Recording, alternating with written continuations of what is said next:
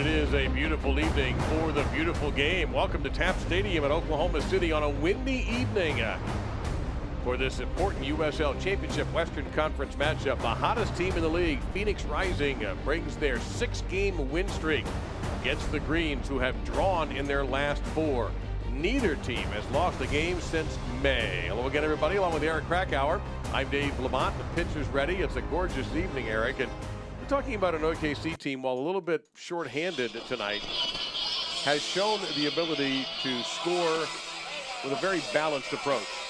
Yeah, and that's always a positive for any team, that you can spread your goals around, and they are missing some key players.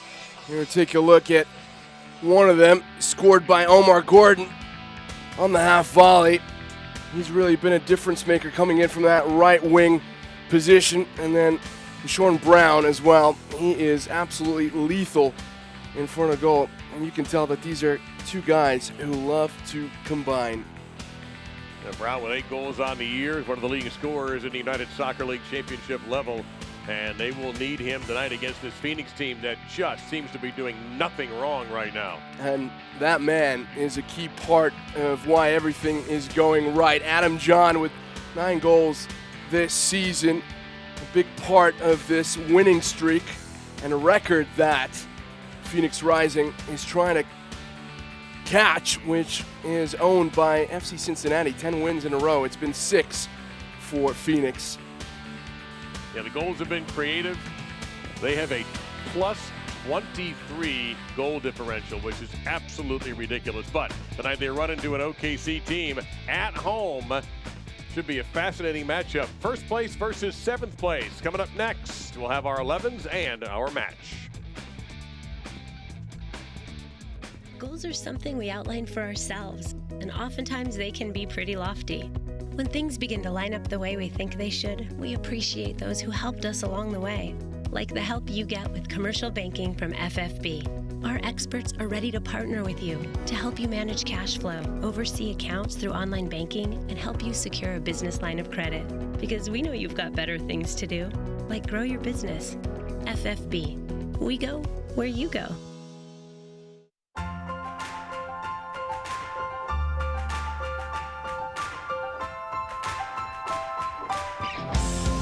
Mercy helps the energy get to the top of their game.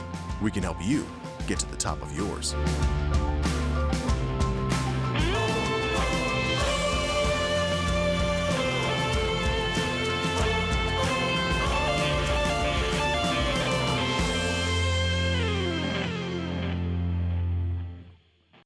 Outlining your own destiny is something we all take pride in. And knowing we're doing what we love is what makes this life adventure so exciting. Isn't it nice to have a banking partner that's along for the ride? FFB makes life easier with a simple click and snap, so things like mobile banking and deposits can be done anywhere, anytime. Plus free bill pay, person-to-person transfers, and Apple Pay. With free ATMs worldwide, why wouldn't you want a bank that gives you this much freedom? FFB. We go where you go.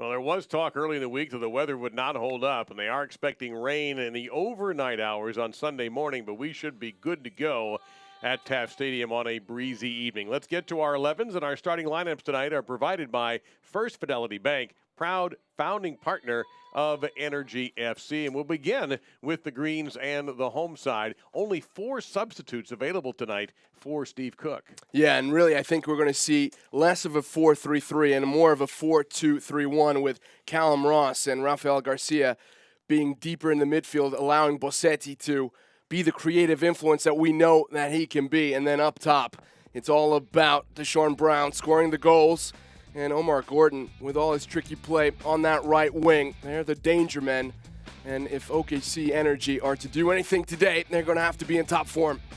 So let's shift it over and see what Phoenix brings into this, because this rising side, boy, you look right at the top and you see the goal-scoring abilities of John Calistri, who's a quiet assassin, and of course number 20, Solomon Asante. Asante, who has 8 goals and 8 assists, so he's also the creative spark for this team. Musa will be the more defensive of the midfielders. John Vaquero and Aguinaga, they have plenty of skill in the midfield. And then, as you said, John, well, he's just a poacher.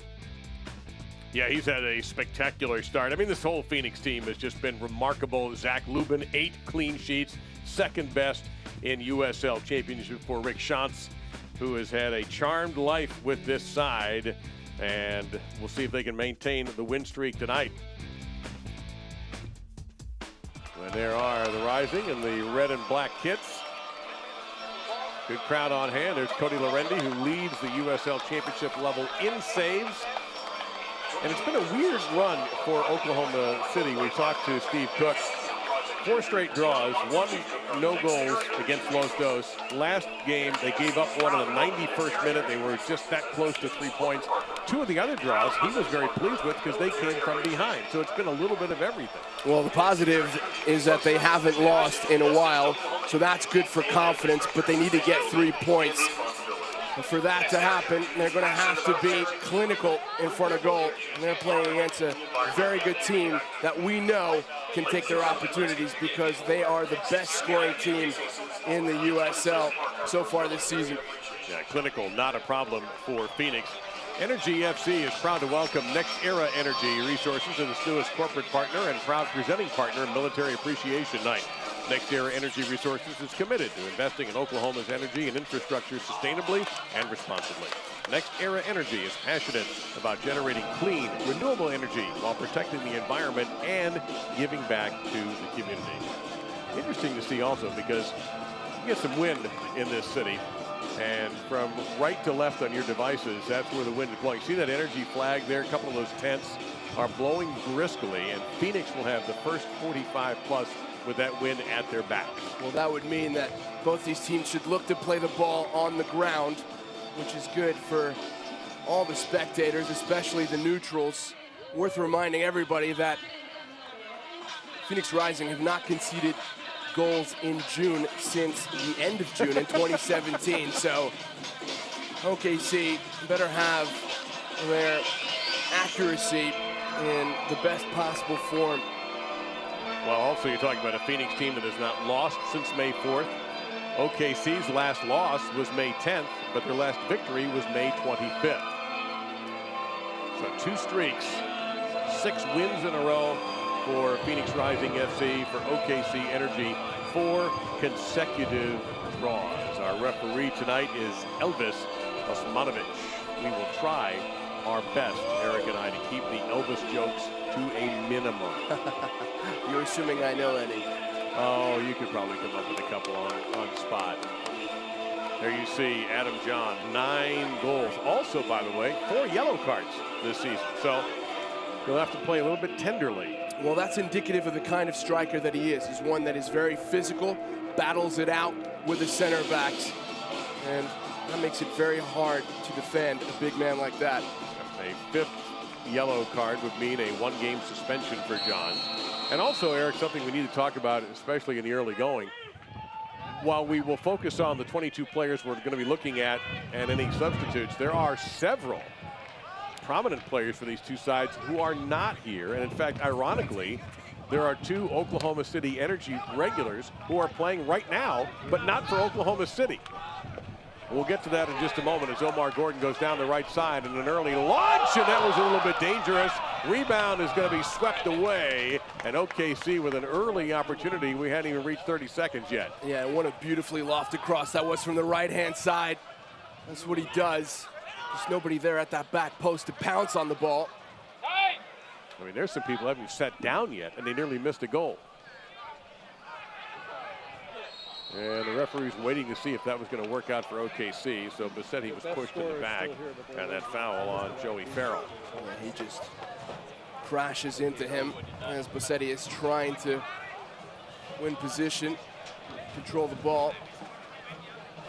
And you can really see the impact that the wind is having already.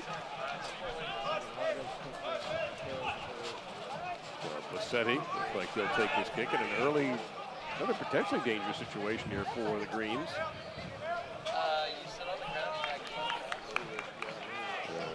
Elvis went to the shaving cream early.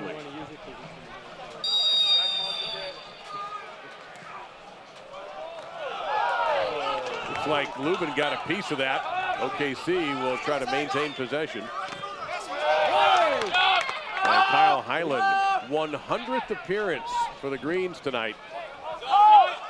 And he was honored before the game. You can see the OKC Energy Twitter account. You'll see a photo with Kyle holding a number 100 jersey. And that is an impressive feat for any player on any team. Well, Bassetti goes down again. And this is further from the goal. And that last set piece, he put the ball perfectly into the heart of the box, forcing Zach Lubin to come out into traffic. Handled it well. The man with the 8 clean sheets this season. Cody Lorendi for OKC with 3 this year, including a USL Save of the Week for a save against Los Dos back on June 1st. Mike DeFonte and Omar Gordon getting their wires crossed on that play. A good pass here, John. There you go, there you go. Very dangerous. And Asante wearing the captain's armband ran into Kyle Hyland. Hyland hit with that. Asante played it up. Hopefully he is all right. And Hyland was so busy arguing with the referee that he doesn't step in front of the ball. So if there's a runner overlapping, Phoenix could have taken a very early free kick and caused some trouble. But you also saw how important Adam John is, sort of pinching into the middle to link up play. It's something he does very well, spreading the ball wide. John Vaquero. Making sure Asante is in position. Asante has scored in 5 straight games, and his goal last week against Reno, 1868, or just a few days ago, I should say, earlier this week, was beautiful. But Jose Aguinaga deserves a ton of credit for setting it up for him. So Vaquero will go low. And I think that may have touched a Green player, and it will be the first corner kick of the match. It will go to Phoenix. I think so. That was an interesting decision to cross the ball to this left side of the box. There's only one intended target there, probably something from the practice field. Wasn't executed properly. So it'll be Vaquero again. Just about the right amount of run-up room. Referee make sure he has everybody behaving the way he wants it. And just blocking the path of Cody Lorendi. Now you can see, you can barely see him. If it weren't for that bright shirt, you wouldn't see him. And that's far post and nothing. Select is the official ball supplier of the USL Championship and many of the finest leagues in the world. Since 1947, Select has been the leader in soccer ball quality and innovation. For the latest Select products and special offers, please visit selectsportamerica.com. All right, Eric, let's talk about some of the people who aren't out here tonight. Going on right now in the Gold Cup, Trinidad Tobago U.S., a rematch of what was a disastrous loss for the Americans. And playing in that game, in the 11, starting 11, are 2 OKC players, Cordell Cato and Alvin Jones. And on the bench is McKeel Williams. 4 Energy players are not available because they are at Gold Cup, and for Phoenix, they are missing 2 players, including a key scorer. And that means a couple of things. Number one, the guys who are coming into the lineup have to step it up. And number two, it just shows you the quality, the caliber of player that is now applying his trade in the USL. It bodes well for the growth of the league. And Kayvon Lambert, not available tonight for Phoenix. And Junior Flemings. Flemings is having a spectacular season for the Rising FC. So 6 players who you might normally see in action tonight are playing for their nations. And ironically, the TNT game going on right now with the U.S. having grabbed the lead there near halftime. Well, Flemings has been in fantastic form. 8 goals, 7 assists this season. Let's hope it doesn't transfer to TNT. If you're a U.S. men's national team supporter, that is. That'll be a throw-in coming up for Phoenix. And so for Steve Cook, and OKC Energy. Only 4 players available tonight on the bench, and one of them is backup goalie Brian Byers. So only 3 available tonight. 1 defender, 1 midfielder, 1 forward. Well, the good news is they had 7 days of rest. They got some time on the practice field. That's more than they've had all month. Yeah, you're right. Between U.S. Open Cup and USL play and travel, Steve Cook telling us the other day that I've missed training. So that's the nice thing about this week is, yes, we've gotten them a little bit more rest, mental rest as well as physical rest, which we talked about. But I've also been able to have the same guys here training, and it's been a delight. Coaches love that. Coaches love, I think in some ways, coaches in almost any sport love practice or training almost as much as games. Well, of course, how can you have an impact if you're not drilling your players in your philosophy and your system? And perhaps he focused on the goal scoring front. Make sure that some of those draws turn into victories for the home team. Yeah, they've had all kinds, the Greens. Come from behind draws, a scoreless draw with Los Dos, where I think both teams just ran out of gas around the 80th minute. And then the tough one last week, they gave up a late goal, 91st minute, and could not get the 3 points they thought they deserved. That's good defending there from Energy fans, Cochran, first ball has getting the clearance and winning the throw-in. So be ready. Very late whistle coming from the referee, drawing the ire of OKC as Vaquero was taken down. Yeah, it's a bailout for Phoenix. 3-on-3 in transition, always dangerous. A lot of attention Adam John is getting. He's not going anywhere without somebody in white. Oh, that's a hard foul, and we might be going to the cart right away. Let's see here. The referee is calling over Joey Farrell away from the action. He took out Jonathan Brown. Farrell is going to get hit with a yellow card. And he accepts it and wisely heads in the other direction as far as he can from the referee. 2 fouls in the early going for the center back, and it's a very late challenge. The ball was gone, and he just rakes Jonathan Brown.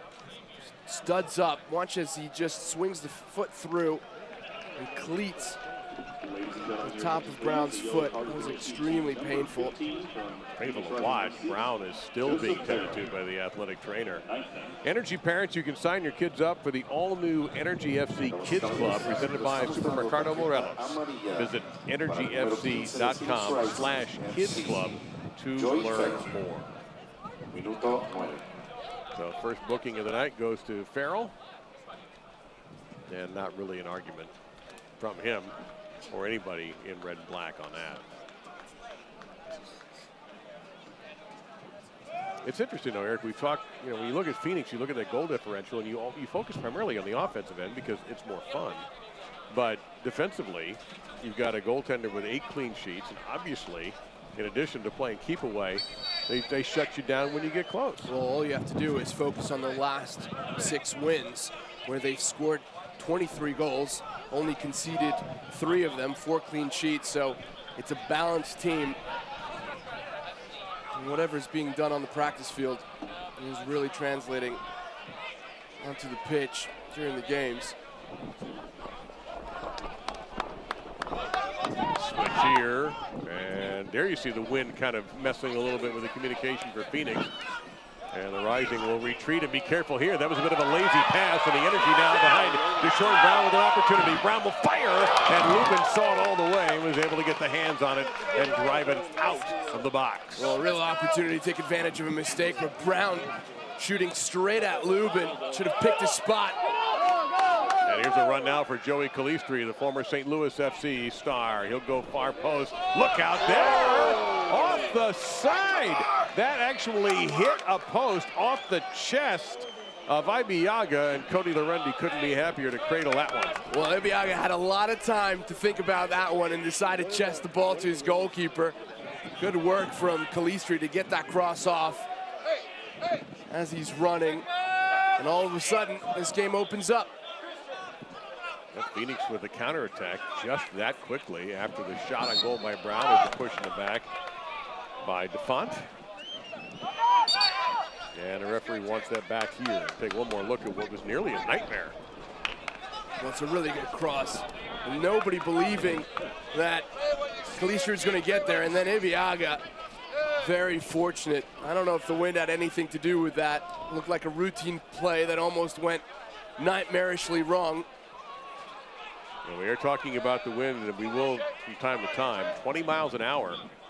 There is some weather coming into the Oklahoma City area, but we believe it will not affect our game. And right now it is blowing. You might be able to hear it on our pitch side microphones, but it's blowing from right to left. It's on the back of Phoenix to this half. That's not good enough. Gordon, good control there. And then the miscommunication with DeFont, and Gordon drifting into territory he's not familiar with. But just look how deep Omar Gordon is coming back to help defensively, and that just shows you that right now Phoenix is on the up and up. That's off Dia.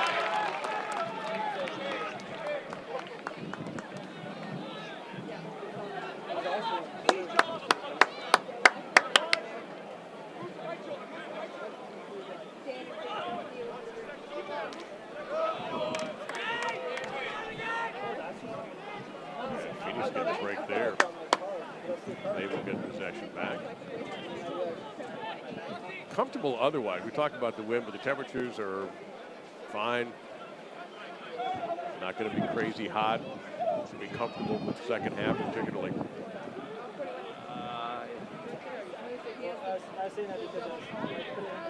Vaquero. Haven't seen much of Asante yet. No, I like what he did there, but. And they have not managed to work it to him too much for the captain. And one of the hottest players in the league with goals in 5 straight games as Garcia intercepts and starts the attack now for the Greens. Down the left side. That ball's bouncing weird. Jonathan Brown. That's rejected.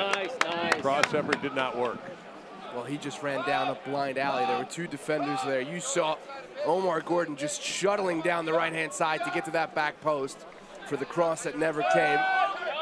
But that's what you're going to see from OKC today. They're going to allow Phoenix to have a lot of possession, soak it up, soak up the pressure that is, and then try and hit on the counter. That's what he wants to do. He wants to build from the back. Early on, Aguinaga and Vaquero are seeing a lot of the ball.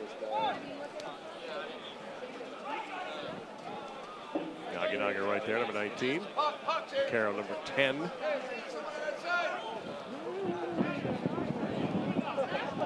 Working it around here, A.J. Cochran. Pretty sure they know that. Well, they're 3 or 4 days rest, right? A lot of short. This is one thing Phoenix will do, Eric. They will just short pass you to death and then find an opening and attack. Here's Asante there, dropping it off. Watch out here, Vaquero. Asante thought about it. Gets around Highland. A shot there. Look at it. It's an own goal. It is an own goal. Well, the one thing you cannot do against a hot team is beat yourself. And that's going to go in the book for that man right there, Rick Shantz and Phoenix Rising. And that is all about Solomon Asante, who jukes after faking a shot. Then he finally takes a shot. And it's Ibeagha who's trying to clear his lines.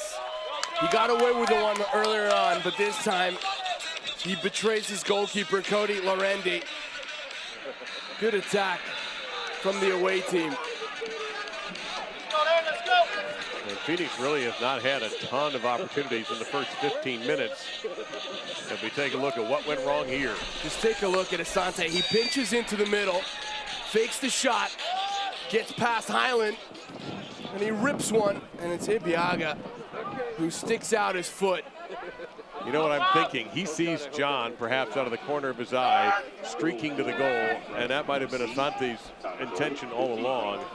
And Ibeagha thinking, I can't let that happen, and it just didn't work out. Yeah, you're absolutely right. It's one of those cross shots. And just the pattern of play there was so evident with John coming into the midfield. There he is. There's a bad turnover there. John can rip from distance, and Lorendi prepared for that and had it easily in his arms. Well, that's what Phoenix have been doing so effectively. John comes into the midfield to link up the play, and then he runs into the box, allowing the wing players to get involved.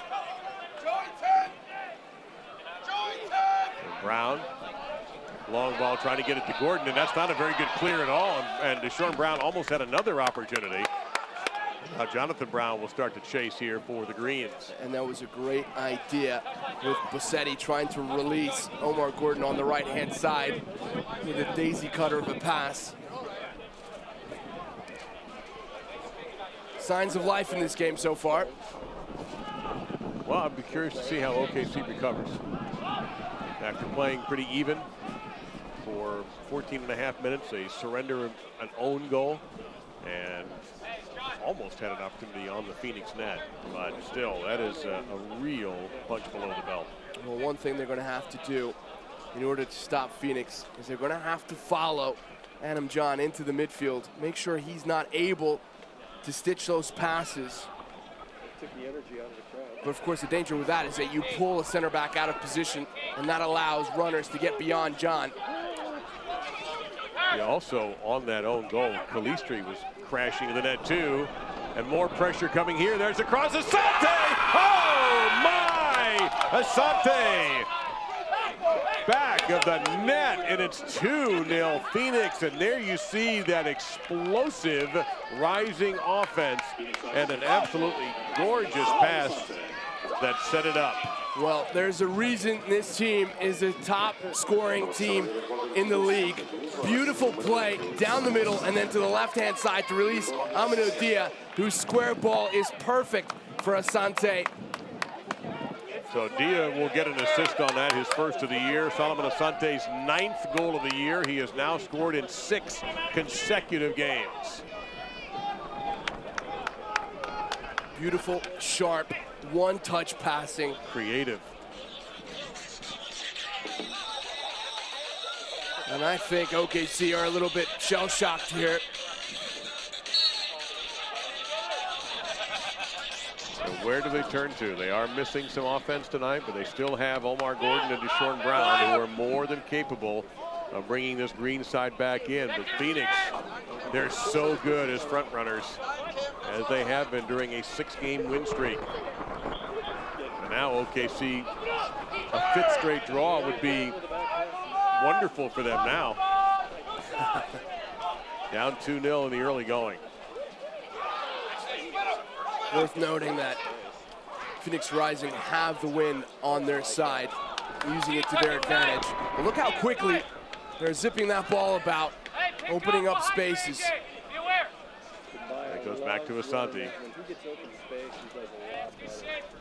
Try to get it to John, bumped a little bit, but not too hard. Aginaga.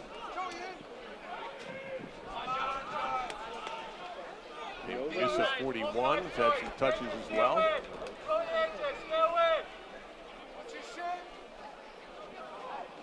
Ambuya, 24, playing out wide right, has been a partner with Asante. OKC's just got to flush this out of here and see if they can find a gap to take advantage of. They'll try to go down the left side here.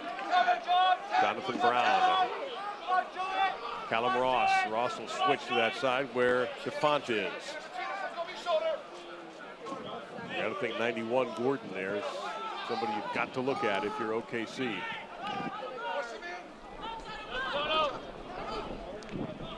Garcia had the goal in the 1-all draw last week. Well, in that previous play, the Greens did so well to bypass that first wave of pressure that came from Phoenix, but they were too slow in transition, and that allowed the visitors to get back into shape quickly. Hard foul there by A.J. Cochran. And that is like Bassetti. You can just tell not by the number, but by the tats.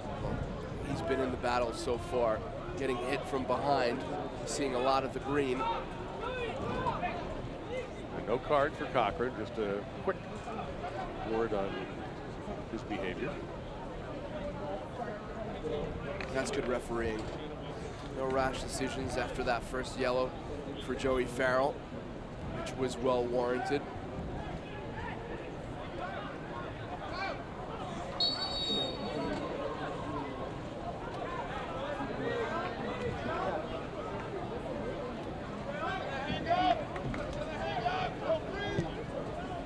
Garcia, and Lubin had that all the way.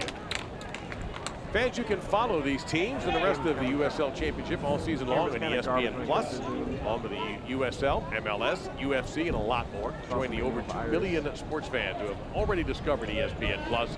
Watch the championship live every week. Sign up today at ESPNplus.com. Oh, look out, hurting himself. That was a hard fall from Bassetti on his shoulder, it looked like. Well, this is always going to get called against Aguinaga, but I don't think he can do much about this. He's waiting for the ball to bounce, come to his feet, and that means that Bassetti, once he jumps up in the air, is going to fall over him. You see those given a lot.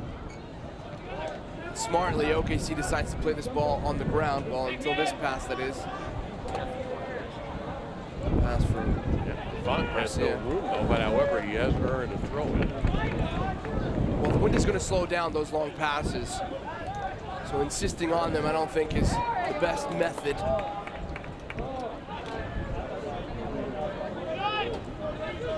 Harris, captain for the Greens tonight. Turned it over.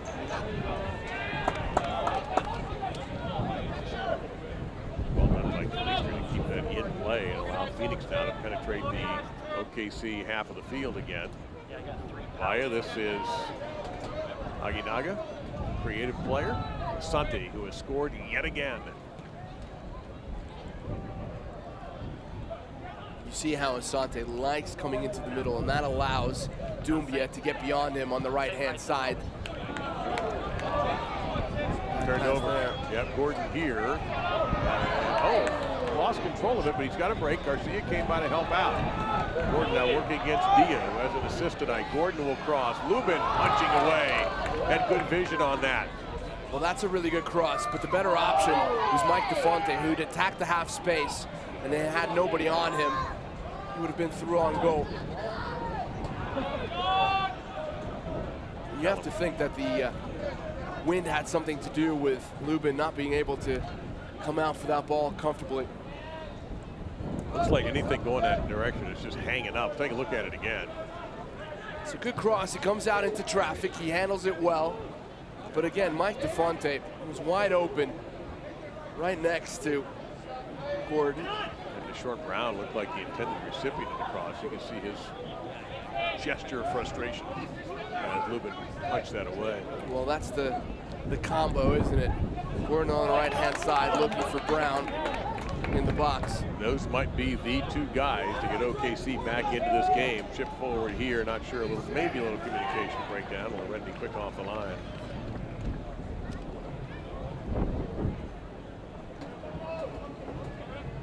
Back of the head of Rick Shantz, who's seen his team go 3-2-2 on the road this year. They're 8-2-5 and lead the Western Conference, with New Mexico having fallen back a little bit after the hot start they got off to. They're still a force in the U.S. Open Cup, but the USL Championship they have slowed a bit.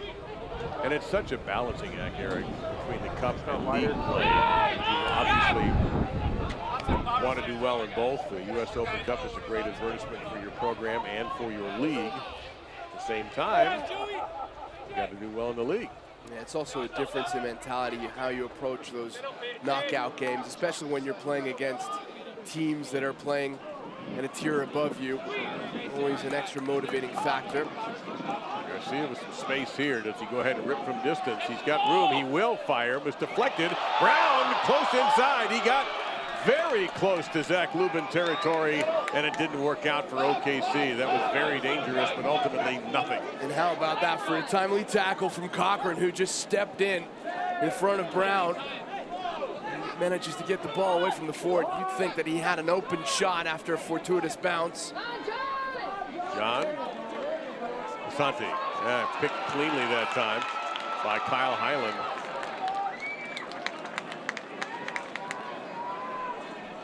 Or look here, Garcia did rip. He hit a Phoenix player. Boy, Cochran, that's wonderful. It was, and that had quite a bit of pop. A shot from Rafael Garcia. Equally comfortable, it seems, with his right and left feet. He is Eric Krakauer. I'm Dave Lamont. We thank you for joining us at Taft Stadium in Oklahoma City, where Phoenix Rising on a 6-game win streak and up early 2-0 on an own goal, and then on a Solomon Asante goal, his 9th of the year, and a score in 6 consecutive games. You can get updates and alerts all year long by following your club on ESPN.com. Search for your club and then click the follow button to keep up with the latest news and scores and get reminders on your club's next match. So go to ESPN.com and click follow for your team. Let's say you're an OKC fan.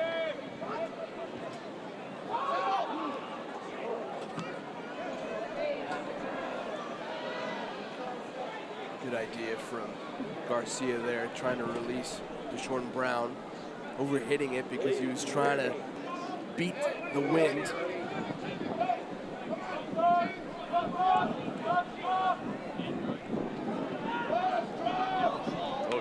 Surprisingly sloppy turnover here. Jonathan Brown will try to feed Deshaun Brown, and it's going to be swept away again, and OKC will have a corner kick. Joey Farrell getting in the way of that cross. James Musa trying to get cute with that Travella pass. Almost gets punished for it. It's one of the problems when you take an early lead. You're dominant, you tend to take your foot off the gas, get a little bit complacent.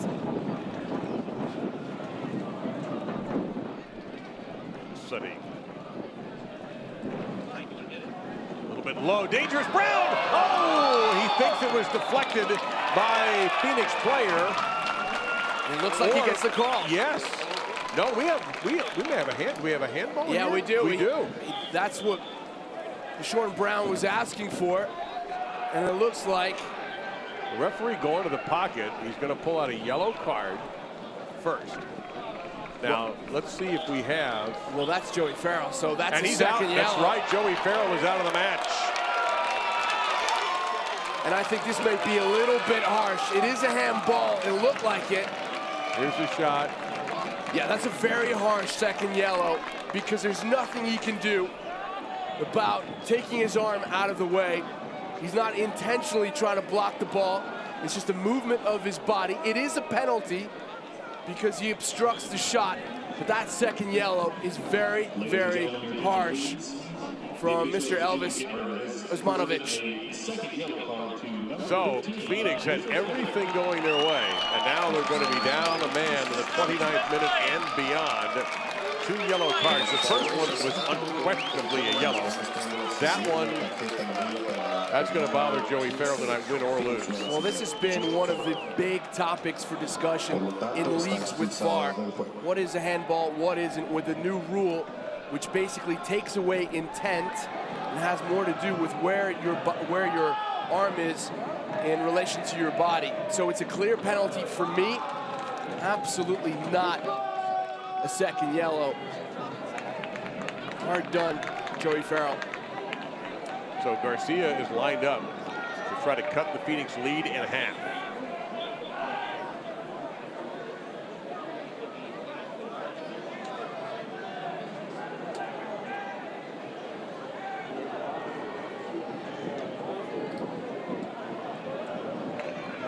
Rafael Garcia, 2 goals on the year. He scored last week. From the spot as well. Yep, and this is critical, because if you're going to get back in this game, you've just been handed a break. A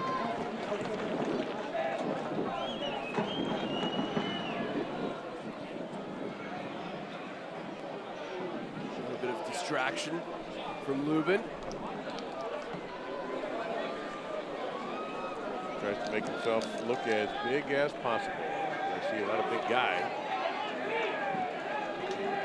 It's a huge moment in the match. Drilled it. Perfect shot. Lubin guessed properly that Garcia's shot was too good. Well, you said it. Zach Lubin does a good job of guessing the side that Rafael Garcia was going for. But good placement from the 30-year-old to beat number 28. Look where he touched that.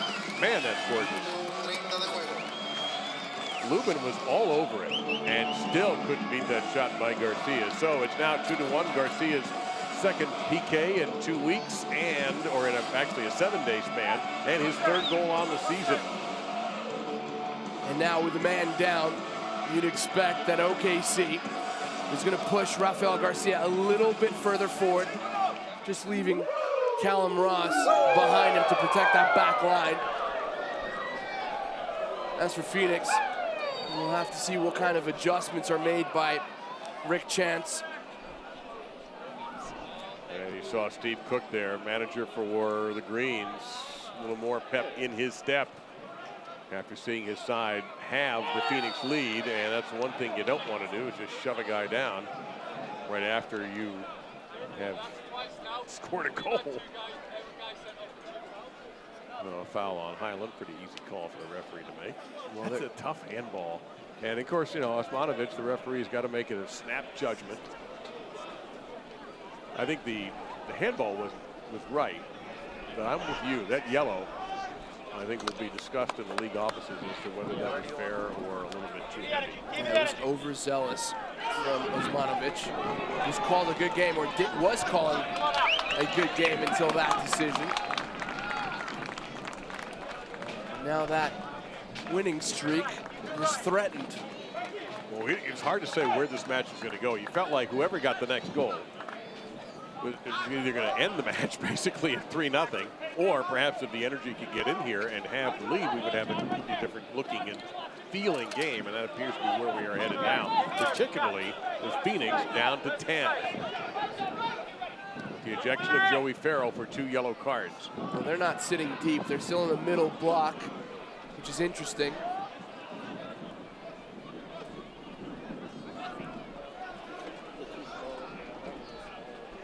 Brown will try to work it here to Gordon. Gordon right back to Brown. A little light on the touch.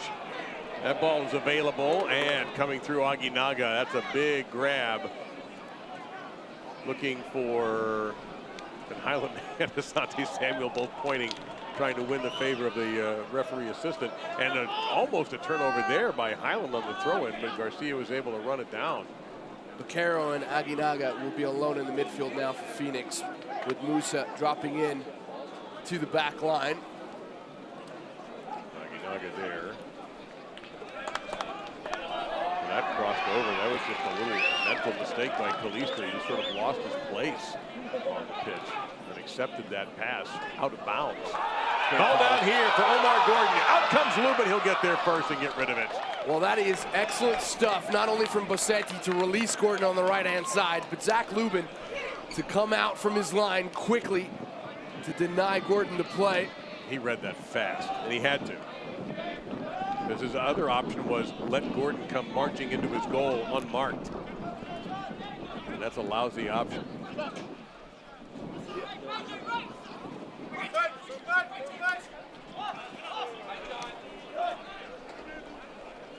Good player, Alexi Bossetti.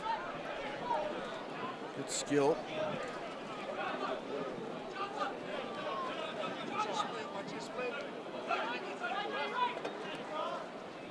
Fun. That's a good ball there. Trying to flick it ahead to Gordon and use his speed. And that ball, Gordon almost got it. Lubin held his ground. The header back to the keeper by Dia.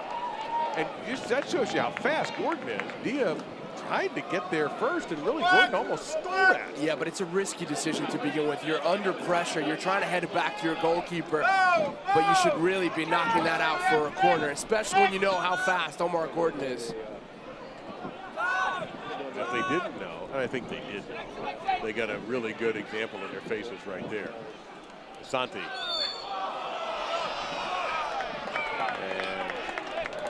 Garcia, that was a sarcastic effort to help him up. It wasn't very heavy contact. Man, I think he's right. I don't know if there was much in that. Asante looks like a salesman out there.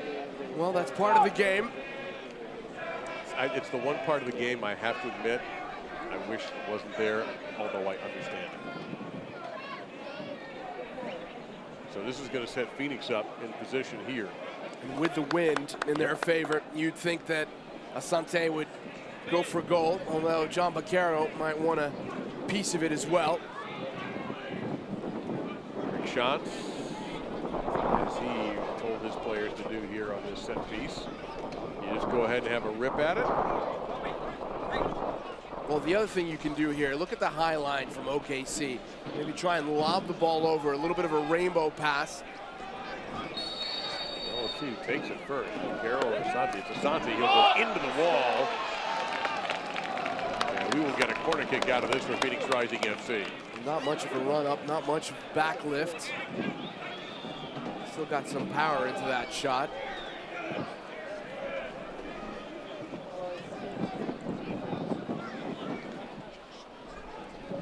Chicago Fire draftee, Vaquero.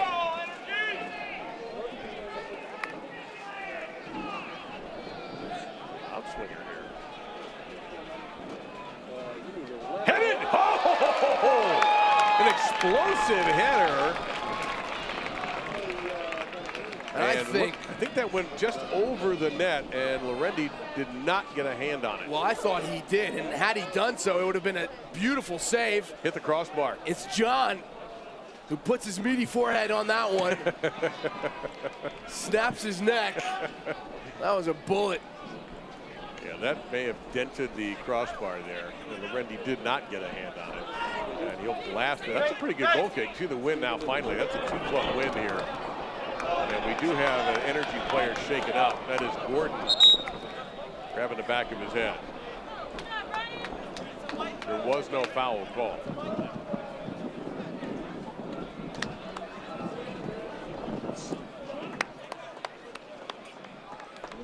So the players will take full advantage of this and turn this into an unofficial hydration break. And also shaken up was Dia.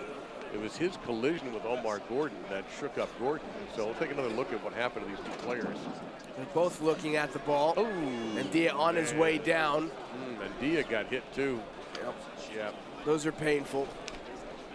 Yeah, the training staff for both teams getting some really work in there. Gordon will, of course, have to come off. I'm sure he'll be brought back up very quickly. And Dia was not tended to on the pitch. Fourth official making sure he's okay. Well, it's been lively. Yeah, it has. You're right. Always the fear that when you're missing so many players, either through international call-ups or injuries, that the level will go down. Nice to see that. They just run a play, nothing dirty, nothing intentional about that. And they can compare hairstyles as well.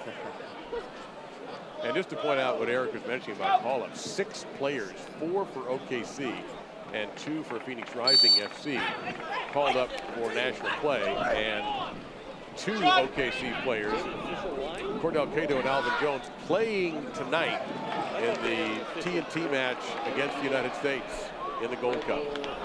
That was very poor there from Alexi Bossetti. I think he was aiming for Brown. And it carved out some space in between the 2 center backs.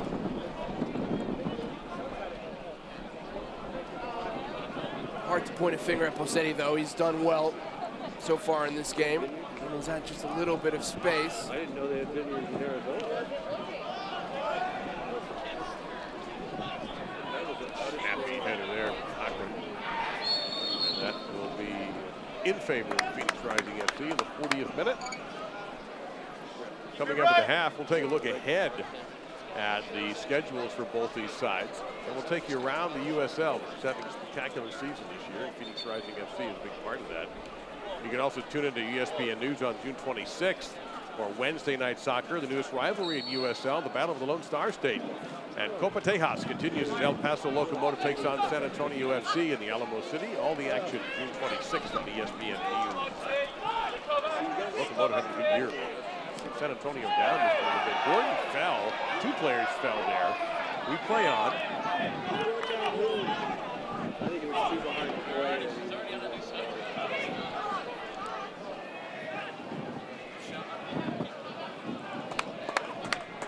Again, Phoenix down to 10. They have lost the services of Joey Farrell for the night. Double yellow cards, leading to an automatic ejection.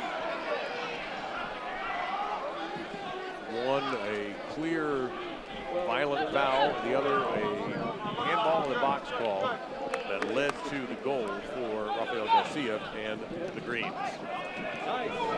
For Phoenix, an own goal given up Fabiaga, and then Solomon Asante's 9th goal of the season. That's how they got there. Good job there by DeFont. Read that play on the give and go. They haven't retreated too far back, Phoenix, despite being a man down. Almost challenging OKC to come at them in possession. Yeah. Should get a corner over there, have all the cops guarding us. Got to get rid of it here pretty soon. John, how did he get clear? He could fire this, he did. You knew all along he was going to have a rip at that once he got inside the 18, but that was well off target. And I think the mistake for him is that he went for power rather than placement. Hits it with the tip of his foot as opposed to the instep. And that means that it's going far wide. But there you go, there's his physical presence, making it so difficult for anybody to take the ball away from him, to dispossess him when he's protecting it with his body.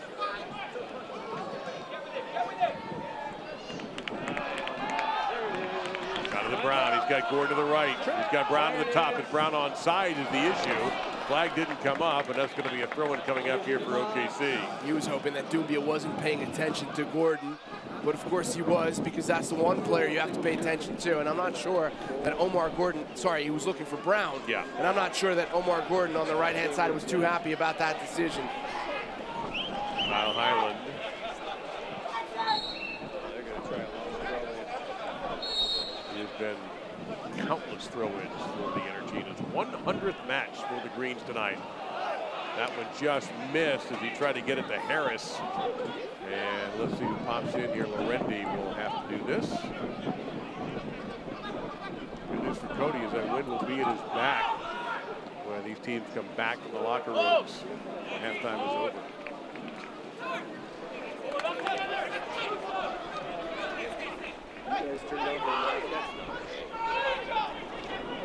Well, good ball through here. Some early danger. Aguinaga now back out. Vaquero. Aguinaga again, just inside the 18, now steps away. Figured Asante would get involved in this. He does. They work it out wide. And on the ball that time, Atiba Harris interrupting the cross of Phoenix, but a corner kick coming up in minute 44. We'll get a guess on stoppage time, probably about 3 minutes, given some of the affairs that have gone on today in the first half. Good job there from Aguinaga. His awareness to find Calistri on the left-hand side. His cross certainly not good enough, but you have to give some credit to Atiba Harris, who gets there just in time. Far, far, far post. And the Energy will sweep that away. But not able to clear it. Ooh, look out. Highland got a little too physical that time, trying to play for the Matsuda Garcia. And he waiting for the referee to go to the pocket. Looks like he's not going to. Well, Garcia's saying that he was going up for the jump and he just clips him from underneath, but I think Garcia's jump is a little bit late, and that's why the foul is called. It's a dangerous free kick here. Yeah, very in the final moments. Just as Calistri is in the air, and that's when he gets clipped by Garcia. 4 minutes of extra time added on, according to the fourth official.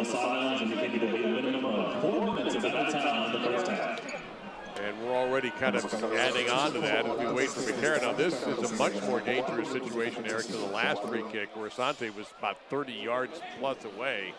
Here, Vaquero, if he's able to dip it, could make this tough on Cody Lorendi. He does try to dip it. Lorendi punches, rebound, and Lorendi comes back with it, and he breaks out quickly. Well, he can count himself very lucky, Lorendi, because that was a poor punch out right into the danger zone. Ball was hit with zip by Vaquero, but really, Lorendi should have been doing better. Very fortunate that it didn't land at the feet of one of the Phoenix players.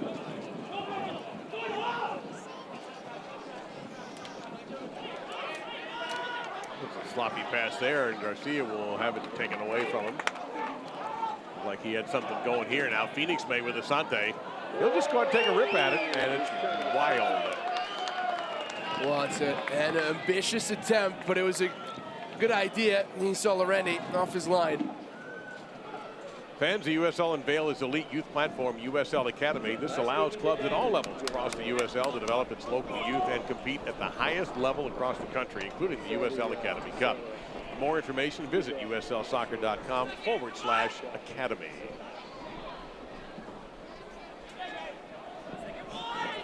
Well, it just hangs up there. Again, 20-mile-an-hour winds reported in OKC. Weather's going to hold off.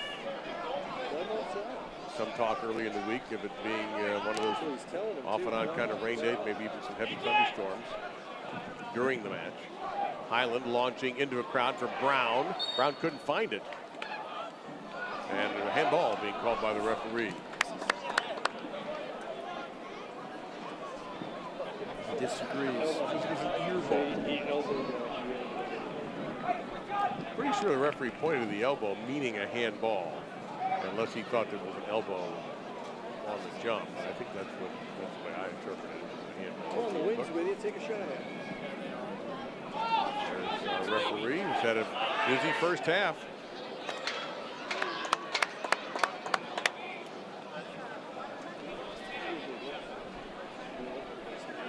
2 yellow cards issued to Joey Farrell of Phoenix Rising FC. That's why they are down 10, and they will stay that way. They are riding a 6-game win streak. OKC is riding a 4-game draw streak. They have not lost a game since May 10th. Phoenix has not lost a game since May 4th. Boy, incredible effort there by Bosetti. And he'll continue the forward pressure a little bit, force Lubin to get rid of it a little ahead of schedule, but Lubin rocks it.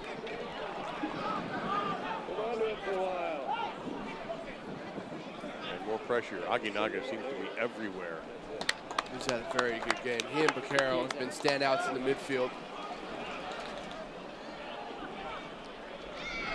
And Abiaga that time harmlessly gets it back to the keepers. Abiaga, who had the own goal in the first half. That's really the difference in this game now.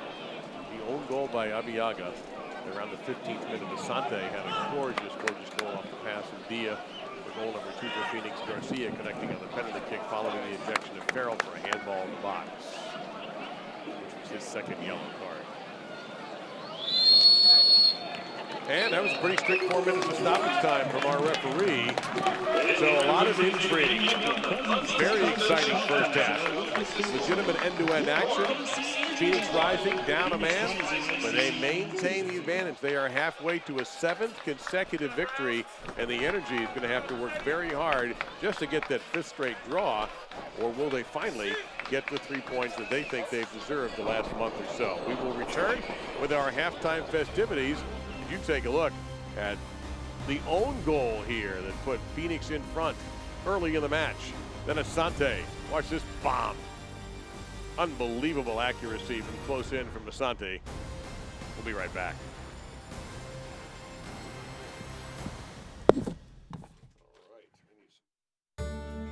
The mission of the Central Oklahoma Humane Society is to stop euthanasia of healthy adoptable animals in Oklahoma City. For us, it's all about connections. We connect between adopters and fosters, we connect internally, and we connect with our donors and our community. Cox Business helps us make those connections. Our organization has Cox Business high-speed internet and the IP-Centrix managed phone system. It really has made a difference. They're always reliable.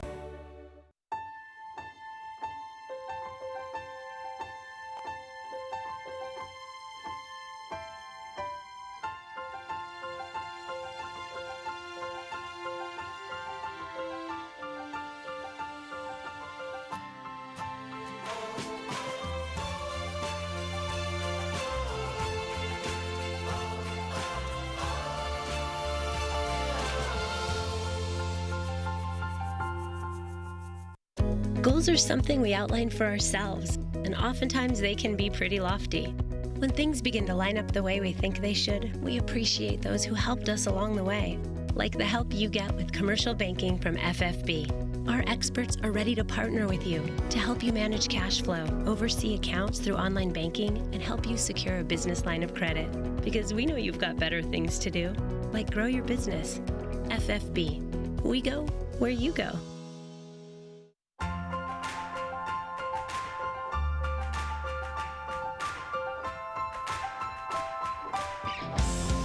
Mercy helps the energy get to the top of their game. We can help you get to the top of yours.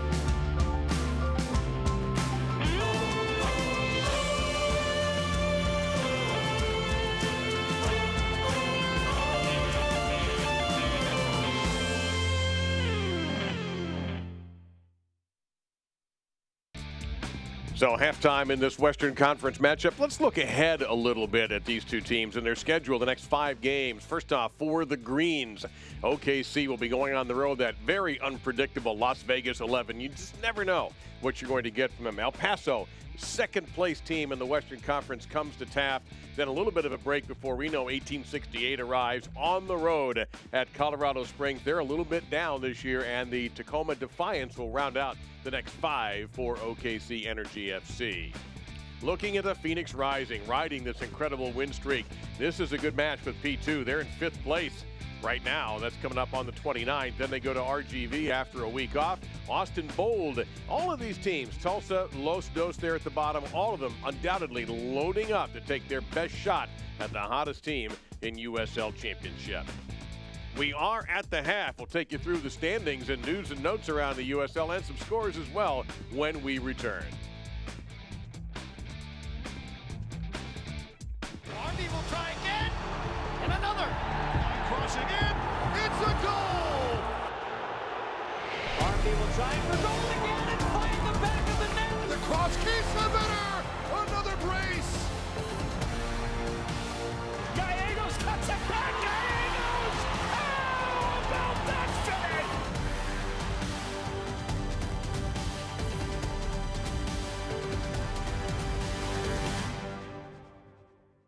And involve them in the process.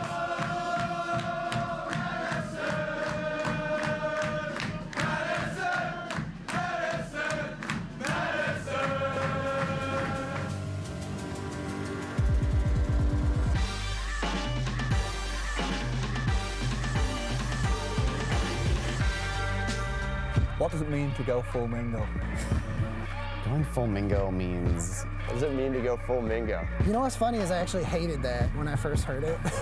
We say you never go half Mingo, you always go full Mingo. And that means just whatever the maximum extreme is, you go for it. You're showing up there, you're passionate, you're wearing your gear, and you're being loud and proud in the brightest, boldest colors possible. You're willing to be weird, you're willing to be, out there, stand proud. It means to put all of your energy, your passion, and your love and support into Forward Madison. We're mere caretakers for this team. The team really belongs to Madison and the people of Madison. I mean, I think everybody, to a certain degree, is interested in what their crest represents of the club they support. But it also means a lot more when the people that are actually in the stands every week are the ones that actually help make that happen. The players on the field represent them. From the get-go with our supporters, you can tell there's going to be a special connection. It motivates me every day to show up to training. It's why I play. And to be able to help foster a sense of community that fans and supporters connect with week in and week out, that's special to me. It's something that I cherish. We've got a great facility to be proud of. We've got a team to be proud of. What this club is trying to do is offer a real sense of community to people from all different backgrounds, all different jobs, all different ages and everything. It's to each and every demographic as well. The best thing we did was empower them, deputize them, and not get in their way. Just support them.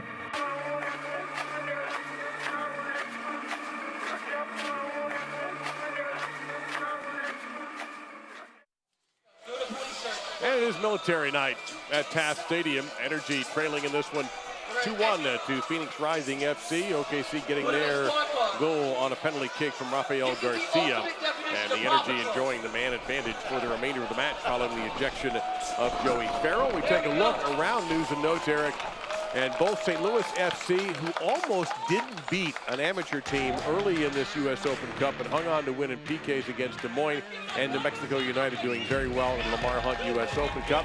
And how about as Ron Burgundy would call it, San Diego getting a USL franchise in Championship League. Yeah, it's great news for USL. Those two teams are going to battle it out against the MLS big boys. And of course, if you live in San Diego, you have to be happy. Landon Donovan will be involved with that side.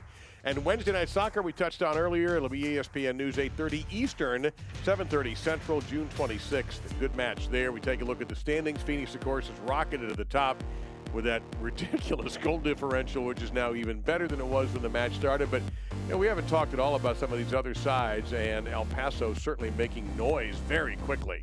Yeah, with one of the best midfielders in the league, Richie Ryan, who was plying his trade for Cincinnati last season when they did ever so well.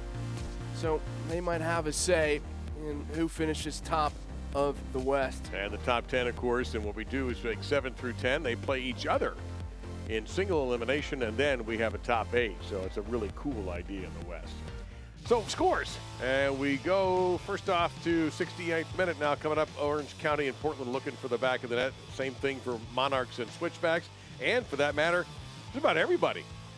Looks like right now the offense in the West is our game, but a couple of those matches, of course, very, very early on. We talked about New Mexico. They're taking on Los Dos, and the Sacramento Republic, Tulsa Roughnecks, and El Paso and Vegas. And Vegas is either on or off.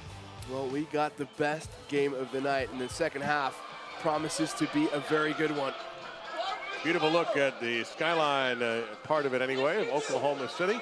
And we will get you that second half. Take a look back at that first half, too, because a lot happened. So stay with us.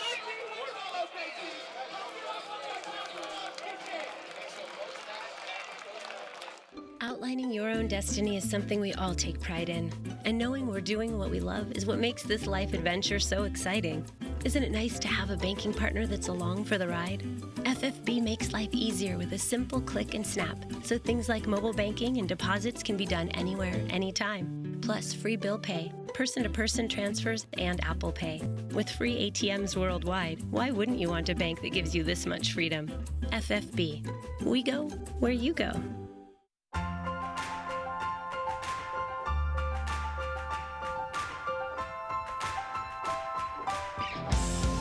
Mercy helps the energy get to the top of their game. We can help you get to the top of yours.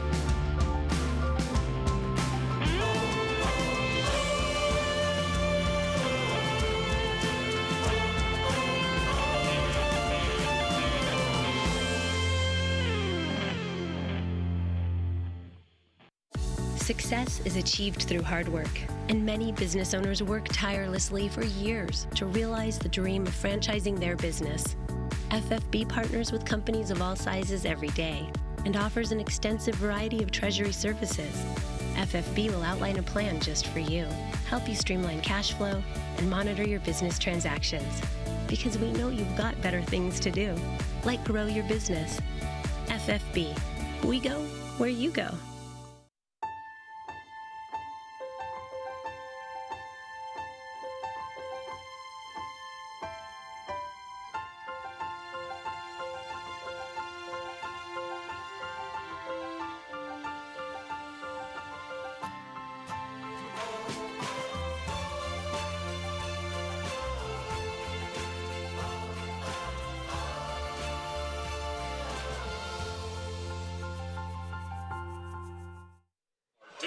STEM Teacher of the Match, Miss Tiffany Wood of Pleasant Hill Elementary. Tap Stadium, the scene tonight. The Greens supporters just resting up for what should be a ripping second half, with the energy like a man advantage from the 29th minute on for the rest of the match. And we will go through what has been a very entertaining first 45 plus. Yeah, lively from the start, with Phoenix Rising really being the better team. This opportunity over here for Deshaun Brown, who hits it straight at Zach Lubin. Perhaps he could have done better. And then the goal would come for Phoenix.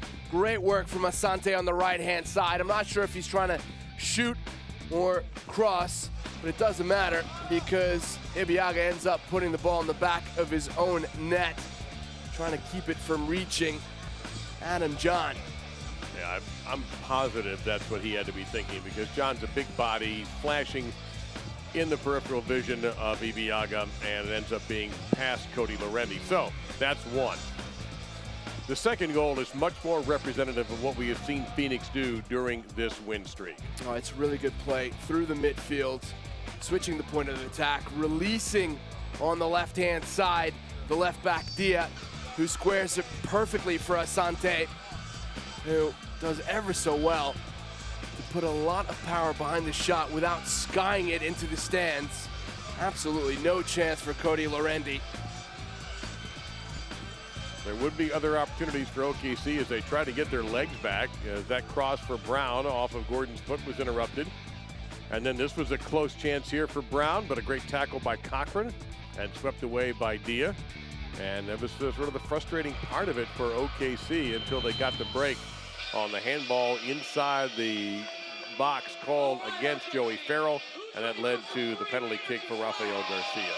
Yeah, it was a controversial call that makes all the difference because it allows OKC back into this game. And they don't have a lot of possession, or didn't have a lot of possession in the first half. It started growing into the second part of that first half, and expect them, with the win in their favor, to pin Phoenix back in the second half. You see the numbers here. Possession pretty equal. Shots on target are equal. And of course, the big thing here, besides the score, is the ejection of Farrell, forcing this Phoenix side to go for that 7th straight victory, a man down. So it's going to be a fascinating technical half coming up. And only 4 substitutes, and one of those is a goalie available for manager Steve Cook for the Greens. And that's Isley on the offensive end, Okot in the middle, and Max Gunderson, the veteran, on the defensive side. Phoenix has a full complement of substitutions to do whatever Rick Schantz wants to do. And we'll see what his attitude is going to be, a man down on the back end. And so how do you think Phoenix has adjusted to losing Farrell? Well, I don't think they came under too much pressure from OKC, really. They dropped James Musa into the back line. He did pretty well. He was really the defensive linchpin in the midfield that allowed Vaquero and Aguinaga to do what they did so well, which was keep the possession, switch the point of attack. Now let's see if they are able to do the same with the win against them, although it looks like they're making some changes with Calistri coming off. Yeah, it's Duigi Mala, number 2, coming in for Calistri.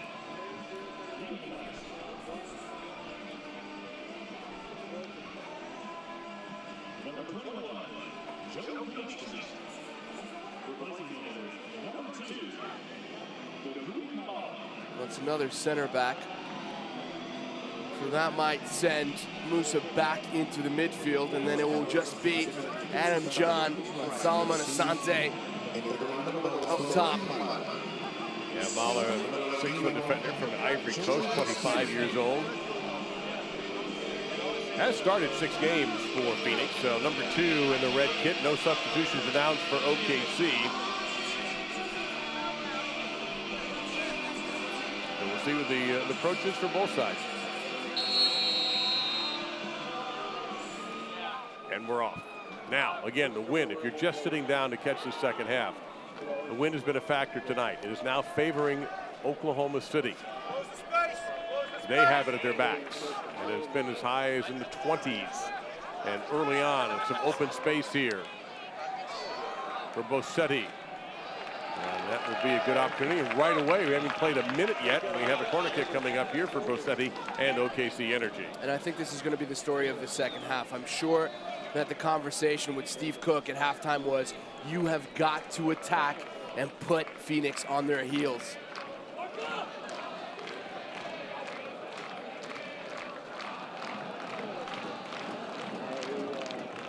Far post, there'll be nobody home. Brown has a chance here. He'll just, that's an easy catch for Zach. A little bit of harmless little effort there by Brown. It wasn't a bad delivery from Bossetti, but nobody, as you said, at that back post, which is almost unforgivable.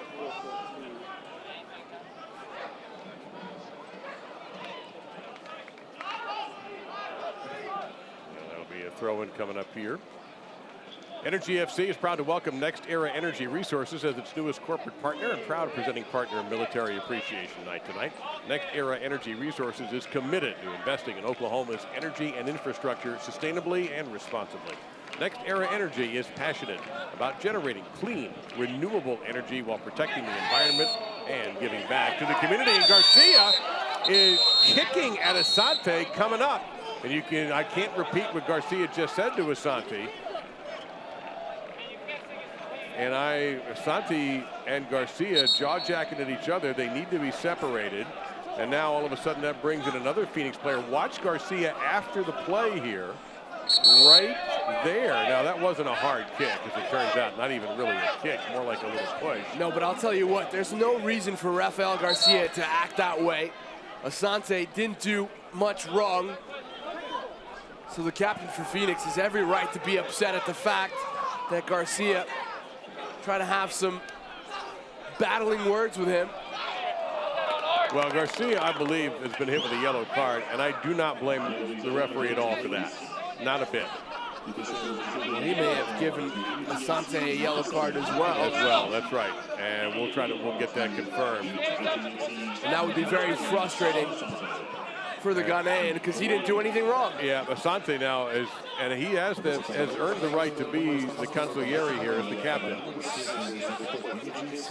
But we know, I'm almost certain that Garcia, and after all of that, they become drinking buddies again. Yeah, they've both been hit. You were right. Well, it's boneheaded from Rafael Garcia because the last thing he wants to do is make a decision that will get him sent off from this game when they have the man advantage and an opportunity to not only get some points in this game, but also put a break on that streak of Phoenix's.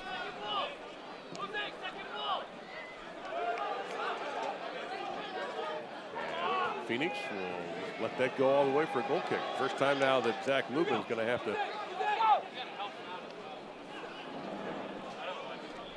Well, they fling the ball very quickly back into play after letting it go, and there's just a little bit of a grab by Deshaun Brown, and quickly called by the ref. Our official tonight, by the way, Elvis Osmanovic. Oh, nice flick there from Doumbia. Well, left that open for Asante. That's the guy you don't want to give a lot of open space to. You see why. For John, there's his shot, and that did not work out well for Phoenix. I thought John was going to turn and maybe try to rip one. Instead, Vaquero came in, and that shot really didn't have much on it, and it was not a threat to Lorendi. Yeah, Vaquero ends up taking the shot because after John spins over here, he kind of loses control of the ball because it hits off his knee. But the movement from John was so good. He cuts into the inside post, allows himself room to twist and try to get the shot off on his left foot. Just unfortunate that it took a little bit of a bobble.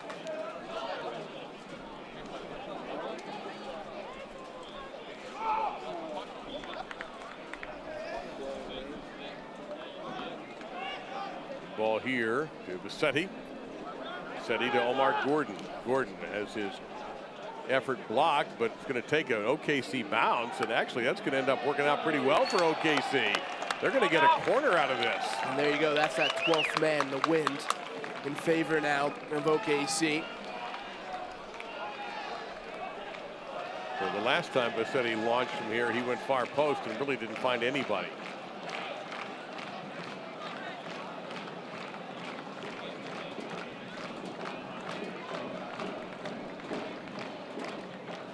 Go to the middle this time. You can see his target was Harris, number 15. From distance, it's rejected. Brown trying to fire. His shot is blocked. And be careful here, because Phoenix can fast break you and burn you badly.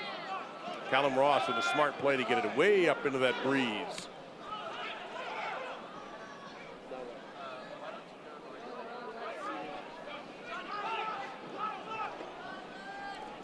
That's a good switch.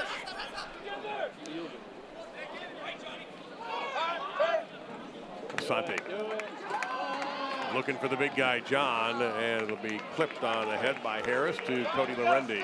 The amount of space that Solomon Asante just found himself in, and he almost got gifted that ball too. But absolutely no reason for the Greenies to back off that much. Who's going to get there first? Well, the linesman is going to get there first. That'll be an offside. We're going to see a little bit more from Jonathan Brown on the left-hand side. He was practically a passenger in that first half, and that's because Phoenix really had much of the ball.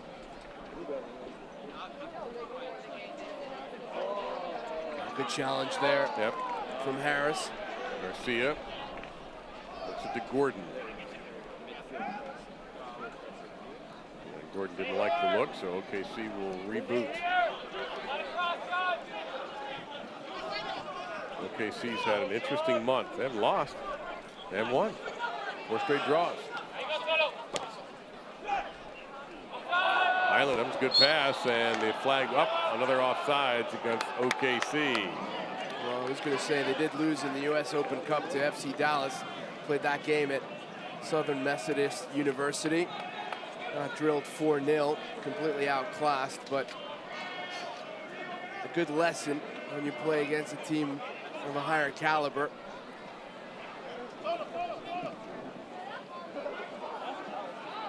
Big kick there by Cochran. Sent right back. Phoenix playing with 10. Farrell kicked out of the game with 2 yellow cards. John. And the referee's going to get that call.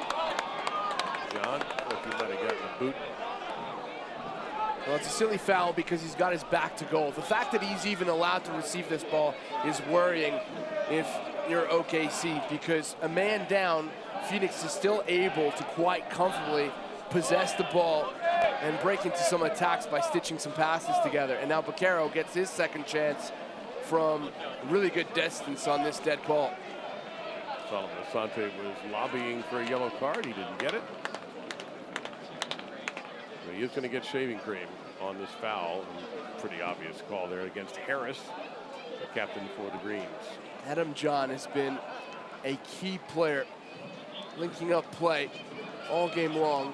All the more important now that Phoenix is a man down. And I'm not sure how OKC hasn't managed to nullify his impact on this game. This is a dangerous one here. You got Musa, 41. It won't be him, it'll be Struck. Lorendi! Couldn't get it, it's a goal! What a shot from Vaquero. 3-1 Phoenix, they get a goal down a man. And this is what you get when you give up silly fouls in dangerous positions. This is really well struck by Vaquero, who hits the ball just around the wall. And Lorendi, I think he's blinded by the wall and doesn't see that ball until it's too late.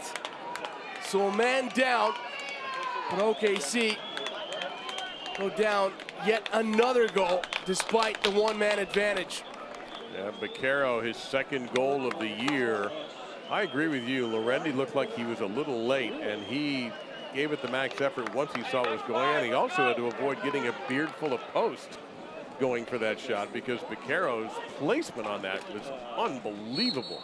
He calibrated his shot on that first attempt, which, by the way, Cody Lorendi had a lot of trouble handling. No chance here when he sees that ball coming late. Maybe some question marks about the placement of the wall, but that's the responsibility of the goalkeeper. You want to be technical about it. Actually, Phoenix has had a 1-goal advantage down a man because penalty kick occurred, hadn't really started playing yet.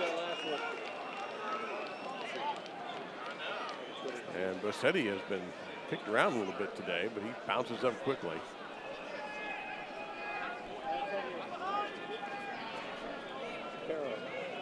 I think we need to do some research on Solomon Asante's educational background to see if he is a lawyer.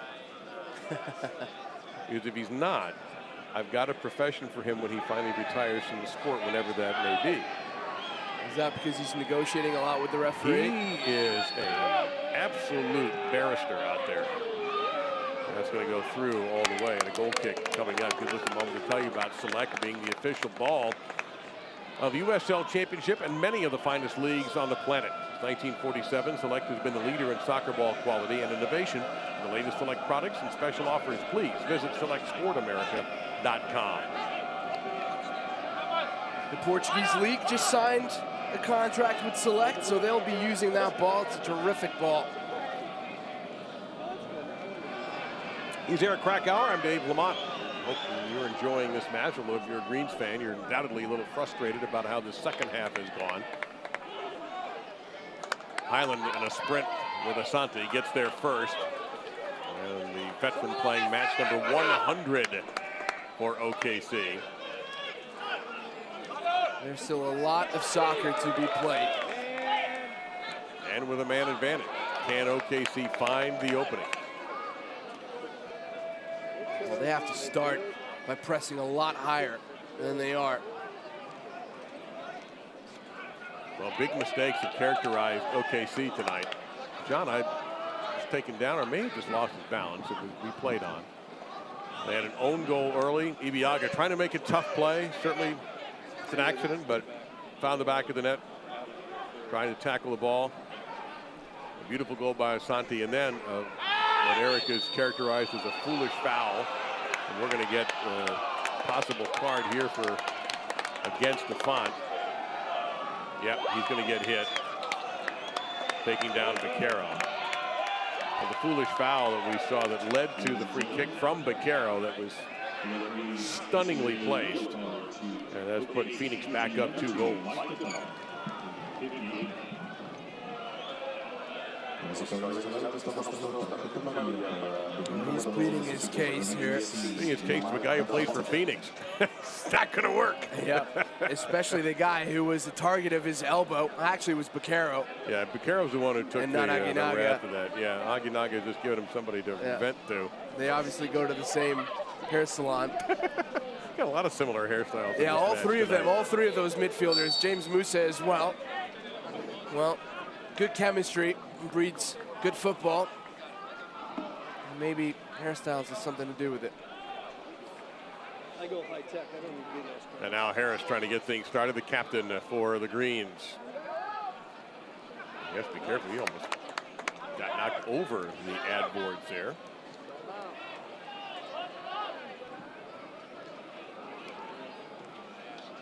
He's been so good, Adam John. Just his movement, always open to receive the ball, to keep it moving. The only thing he really hasn't done is break into the scoring column tonight, but he has definitely been an impactful player. Bounced off of Garcia. Garcia with a nice ball. That's a very nice ball. Now OKC, Callum Ross leading him out. He's going to go to Omar Gordon, wide right. Gordon, low cross, trying to get it to Brown. And well tackled by Cochran. He got enough of the ball to slow it down, and Zach Lubin quick off the line. He's made a few of those already. Both of them denying this man an opportunity to put a ball in the back of the net. That's what OKC needs. Quick transition from defense into attack. Catch Phoenix on the back foot when they commit players forward to try and get a 4th goal despite being a man down. I've been impressed with the fact that they have not retreated into a very deep defensive shape. Throw-in coming up and acting very quickly on that is Bassetti. Every second counts, down 2, even though you've got 30+ minutes remaining in this game. Highland is the throw-in specialist. He used to do the somersault throw-ins. You know, I've never seen that done anywhere else in the world except in the United States. I don't think he's going to do it here. I don't think he's got the room. But he can chuck it. Into traffic, header popped up, and Lubin's going to grab it. And he's going to get him on the run and start perhaps a breakout. And DeFont does a nice job to sweep that away. Good burst of speed from Jose Aguinaga.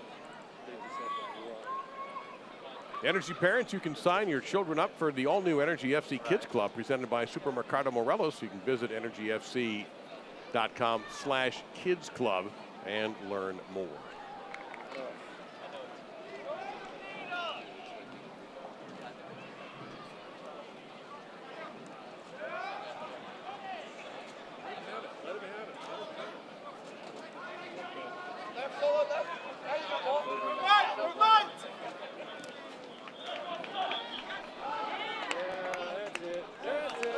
I'd like to see Steve Cook make a little bit of a tactical change. I still don't think, well, actually, I'm going to track back a second.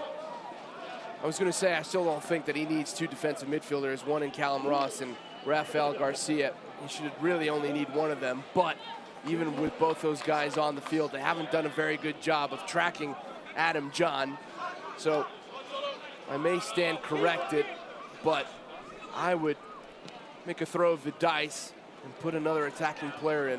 Well, that would have to be Christian Isley, who has a goal and assist on the year. Do not forget that Cordell Cato, Alvin Jones, they played in the USA Trinidad Tobago game, which the United States won handily tonight.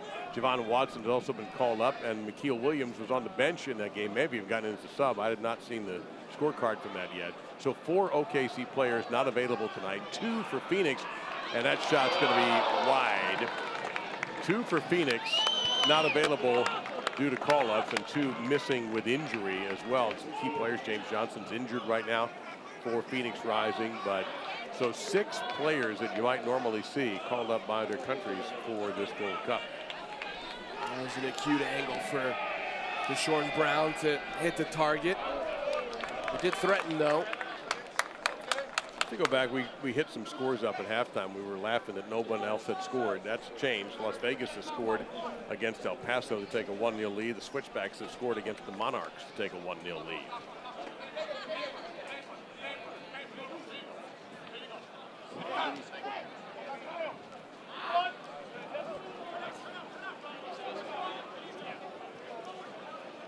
Going back to the point that I was making before about taking one of the 2 defensive midfielders out. Another option is to take one of the center backs out, turn that back 4 into a back 3. Again, only 3 substitutions available for Steve Cook, plus backup goalie Brian Byers. Launch here, dangerous throw, man. Oh, Bassetti had the opportunity and floated the header over the crossbar. That looked good. That was absolutely brilliant service from Highland on the left-hand side to the back post. Unmarked, Bassetti can't get over the ball. The cross alone was half a goal. And you wanted an offensive player, you got him. The font will come out. And Christian Isley. Well, it was that second option that I suggested, pulling out one of the defenders, turning that back 4 into a back 3. And it looks like that's exactly what Steve Cook is going to do. Isley comes in, he'll partner Bassetti a little bit further up the field. One of those 2 guys is going to have a little bit more freedom to pair up with Brown. So good decision. Gotta love the mask on Isley here. A little bit of Zorro. Yeah, that's cool. So if he scores, you know what I'm going to say, don't you? Who was that masked man? Yeah. Good line. Great that you remember that line. It's not original, by God, but it would fit. No, but I don't know how many other people would know that line. So you could have actually taken credit for it.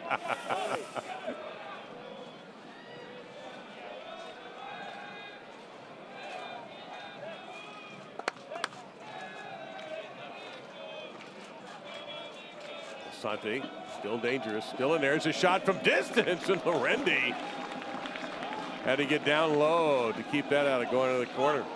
He has not met the shot opportunity that he doesn't want to take. Doesn't need a second invitation to pull the trigger.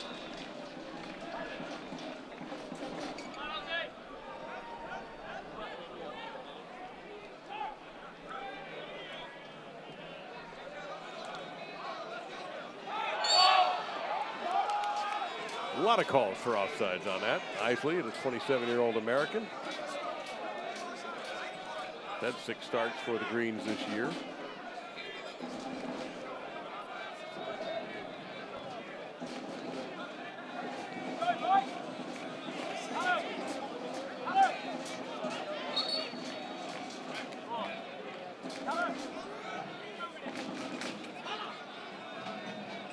Actually played in Finland for a while. Isley, as well as Sweden. A little bit of European experience. Out of Orlando. That used to be a market for U.S. players. 10, 15 years ago. Very common for U.S. nationals to go to Scandinavia to play football. Crowd a little cranky. With good reason. But turning on your team is not exactly going to inject confidence in them. Well, I think there might have been cranky at the official that time.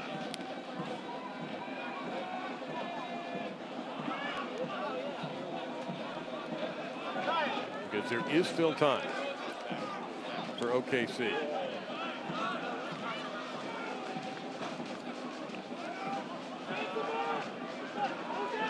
It also played for Sacramento Republic. Omar Gordon was looking for an overlap from Ibiaga, but playing with 3 at the back now, it's going to be hard. This looks dangerous here, and Isley got the mask on it. They're screaming for Phoenix that he was offsides. But no flag. Beautiful ball, cutting inside towards Zach Lubin. And Isley can't get all of his head on it.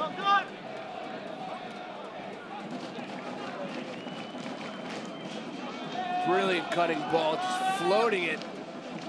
And then textbook header from Isley into the ground, hoping that the bounce beats Lubin, but just slightly wayward. Throwing coming up here for the Greens, trailing 3-1, 69th minute of the match. Playing with the man advantage is OKC since minute 29. But other than the penalty kick they got as a result of the handball and second yellow card when they first gained the advantage.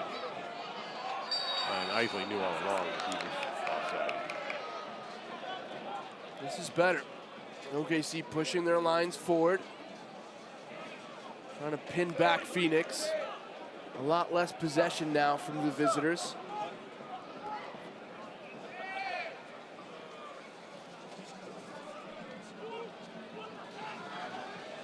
Zach Lubin will not get a 9th clean sheet in this game anyhow, but 8 on the year. You've got league leaders all over this match in goals. To Sean Brown, 8. Asante now with 9.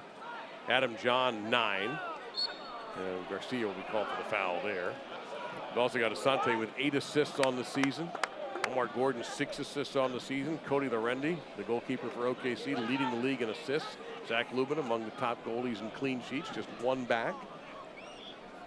McCarthy for Tampa Bay in the Eastern Conference, who has 9. And OKC in the playoff hunt as well in 7th place. Lovely from Vaquero. Off the heel. This is good. Keep a little bit of possession, take the sting out of OKC's game a little bit, break their rhythm because they've been growing into the game. Out here, dangerous here for John. And Lorendi, off the deflection from Harris, was able to grab that before it got worse. And he will use that wind and just unload. Now, OKC will play the throw in here. A little bit selfish from John. He had Asante in good position to strike the ball. Went for it himself. Difficult to angle. But given his work rate, he deserves a shot. A name we haven't called in a few minutes, Omar Gordon. Is he going to be able to turn this around for OKC? Tried a little give and go, overdone. Good tackle there. Solid tackle by Ross, but Asante.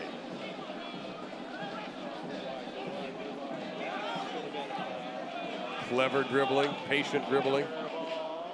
Tried to feed it into John, and Isley came way back to try to start things up for Oklahoma City. Garcia with some good footwork there. He has the goal for OKC on a penalty kick. Long switch, Jonathan Brown has some room to work here. He'll strike from distance, and not a difficult save at all for Lubin. Yeah, that's a gimme for Lubin. Breakfast, lunch, and dinner. Don't make me hungry, man. There's nothing in this. Good tackle from Ross. And you saw it by the reaction of Aguinaga, who complained as he goes down, but once Phoenix won possession, he got up really quickly. Fastest healer I know, fastest medicine I know is possession.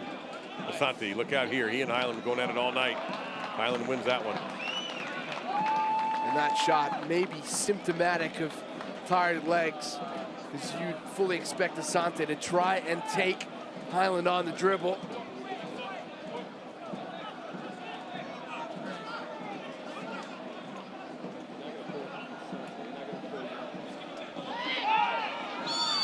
There's the whistle that the OKC fans were waiting for. Only had one substitution so far for both sides. Humid evening in OKC, very breezy. And OKC will get an opportunity here to get things going, and the referee says, nope, nope, nope. What I tell you. Highland. He had one gorgeous cross earlier. This one's pretty good too. Headed on by Brown, and he comes up a little bit game. Well, you said it. Another pinpoint delivery from Highland. And even though it's just slightly behind Brown, he gets a lot of power on that header. Well, that's two absolutely perfect serves from Highland. Those were just ideal. And OKC had, Bassetti had the header clean and just blasted it over the bar, and then Brown into Lubin. And that will belong to Phoenix on the throw-in, despite the protestations by Biaga. Yeah, good defending from the center back, who's now playing a little bit more on the right-hand side.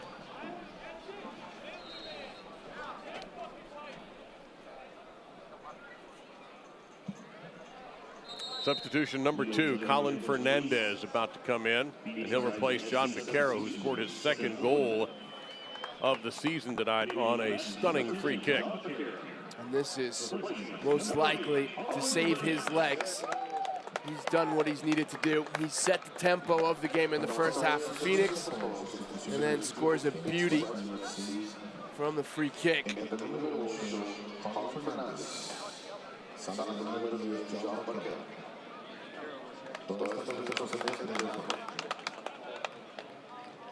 Colin Fernandez, 22-year-old American midfielder. It'll be his 8th appearance of the year. It's a like-for-like substitution, so you're not going to see too many changes. Although he is indicating that there may be some moving pieces here after this alteration.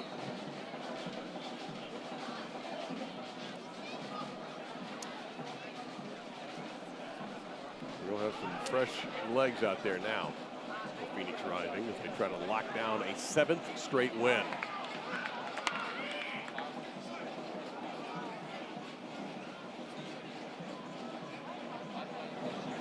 OKC on a run of 4 consecutive draws. They haven't won a game since May 25th. They haven't lost one since May 10th. The last loss for Phoenix, May 4th. Might have been a handful there. Otherwise, so OKC will get it. There was a brief period in this second half where OKC grabbed the bull by the horns and they were taking it to Phoenix, but it was a short-lived period of superiority as Hyman tries it once again, this time not finding his intended target. But other than that short period, Phoenix has really weathered their man disadvantage. Make sure you visit the Get Services table immediately. This number is also available at energyac.com/. Harmless header that did nothing at all. Rick Shantz ever closer to another victory. Phoenix on top of the West. And who will slow these guys down? Who's going to get in their way? They've been impressive. Certainly the better of these two sides. Then again, USL Championship is not a short season. It is the classic. It's a marathon, not a sprint.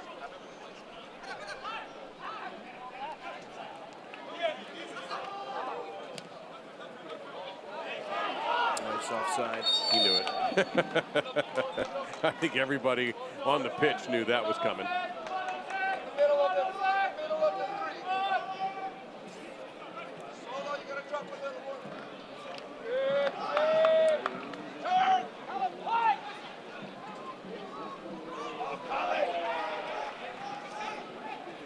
opportunity here, perhaps. Garcia going to go wide to Brown. Brown will come back the other way with it. Ball cleared, but not very far out. Foot race going to be won by Phoenix Rising. Highland almost got that, but it's going to be swept away.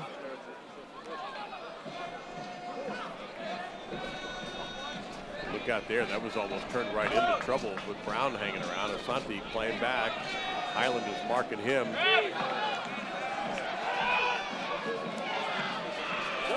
Good defensive effort there from Fernandez after Asante got caught on the ball.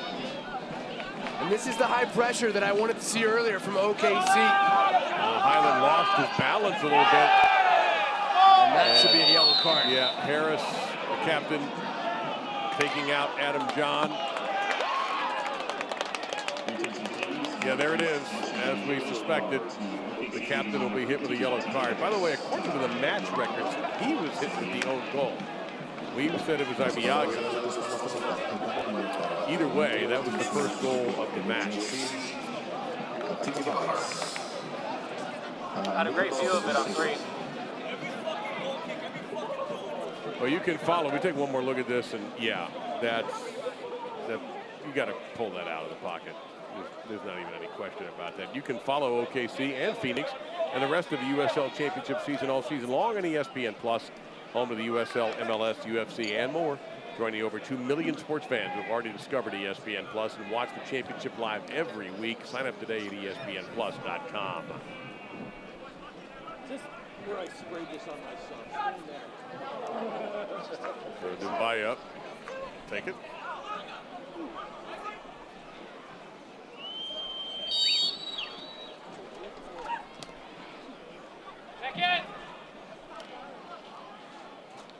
John recovered from that tackle pretty nicely. Give that man a raise. I mean, everything that he's done has been spot on. Hey, you can have a big impact in a match and not score. John, there's a good example there. Asante, danger. Asante, perfect. He's done it again. Asante and John team up. And it's 4-1. Phoenix looks like they're going to get that 7th straight victory. Well, Adam John has been absolutely perfect tonight.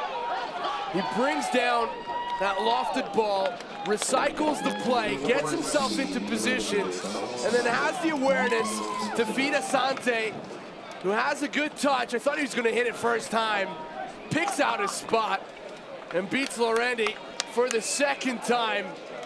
That ball just with enough bounce to get past the goalkeeper. Well, he nutmegged Harris with it, and then Lorendi perhaps screened by his defenseman. Only he knows that. That's just a guess. 2 for Asante, his 10th of the year. I would give John an assist there, and that would be his 3rd of the season. If it was on frame. My goodness, that was beautiful. And those two, wow, what a combo. And again, you've got 2 goal scorers who aren't here. Either one injured, one playing for his native Jamaica. This Phoenix team is going to be tough to knock off. I'm sure the Tampa Bay fans in the East think they've got the best team in the East. They've only lost once this year. But Phoenix does appear to be the class of the West. And they've done this with a man down. Now open, a chance here! And, oh, the energy, the touch for Vercetti was just off. And another what might have been moment for OKC. They've had so many in this match. Well, just an inch or 2 away from being a goal. It's a great idea to try and square that ball to the second post. The ball from Ross, and then that is not easy to do. To try and provide some silver platter service on the first touch when the ball is coming from up high and behind your back. Really unfortunate. He's deserved better, Vercetti. A bright light for the Greens in this game. Final substitution here. Good idea. Andrew Wheeler, Omiunu, and Solomon Asante will leave with a brace. Well, he certainly made his mark. not only did he score the goals, but when they were a man down, or since they went a man down, really good at keeping the ball at his feet, getting the pressure away from his defensive line. All the while, as you said, constantly negotiating with the referee. And he was never obscene about it. You know, he was just, I don't want to say he was always pleasant, but he was always there. Well, what was the term you said? Consigliere? Consigliere from The Godfather. That was Tom Hagen's position as, you know, advisor, counselor. Here's your Mafia reference for the night. Yep, got to get The Godfather in at least once a day. And I don't think you've made an Elvis joke yet. No, I'm not going to either. It's played out. I think it's going to happen. I was going to talk about John just before that opportunity fell to the feet of Bossetti. This is a guy who moved to Phoenix in December of 2018. He had an MLS career, and I'm surprised that another MLS team has not come in for the big striker. Yeah, that's a good point. Should mention that the substitution tonight brought to you by friends of Jimmy John's, Freaky Fast substitution. Jimmy John's is proud to support the OKC MG Football Club. Order a Freaky Fast, Freaky Fresh sandwich today at jimmyjohns.com or on the Jimmy John's app.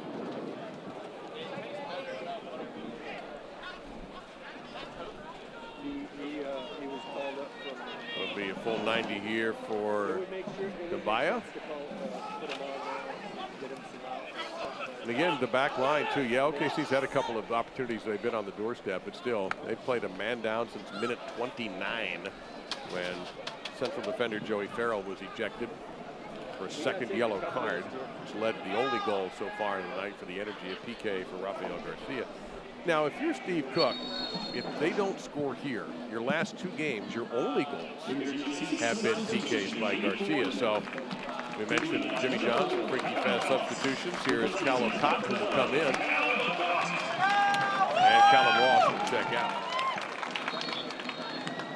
So that's got to be a bit of concern there. You have not had a goal in a normal run of play your last two games. Yeah, without a doubt. And if you can't get it done, and you're playing against an opponent with a disadvantage in terms of numbers, that is certainly worrying. But do you make the argument that, hey, we don't have everybody here at the moment. We don't have Cato. Jones is more a defensive player anyway, so that really is going to affect your offense. But, you know, it'd be interesting to see what happens, and can OKC get a big push when everybody is back. Yeah, but you still have some starters who have managed to pull out the goods every once in a while. You got Gordon and you got Brown. The danger here is Fernandez working with John, and excellent job by Ibiaga to get it to Lorente. He slammed the door on that play goal. I kind of think OKC is still a playoff team. Oh, absolutely. And they'll find their rhythm. They're not losing. Well, they weren't losing until this game. And they have taken on the best team in the West, if not the entire USL Championship level. Yeah, it's going to take something to beat this Phoenix team. Even though Tampa Bay is also been formidable. Yeah, the Rowdies, I believe, were winners tonight in the East over Bethlehem. Yep, they beat them 2-1. So they continue on their run.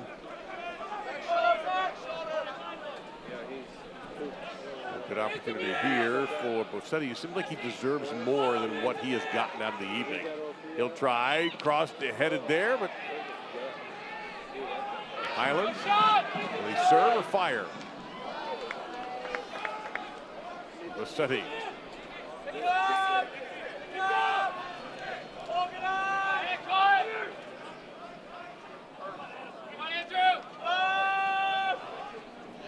Gordon Harris.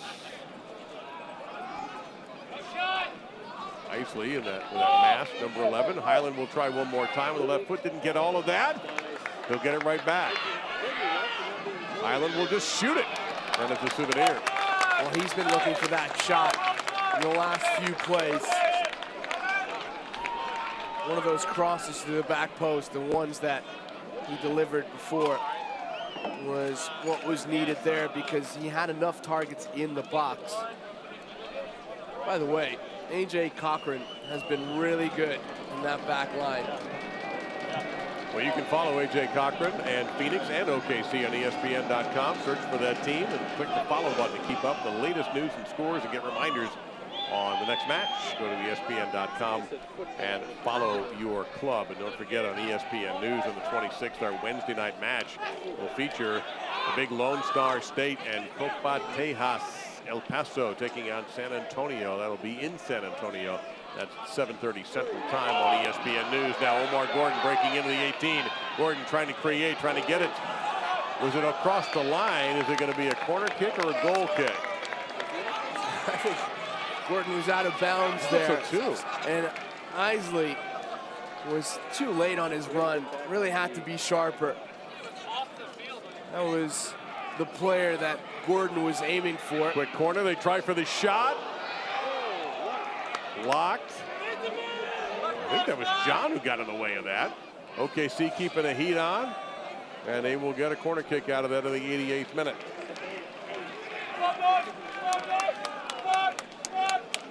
Like Dumbaya's best effort. And that Kareem right off his head.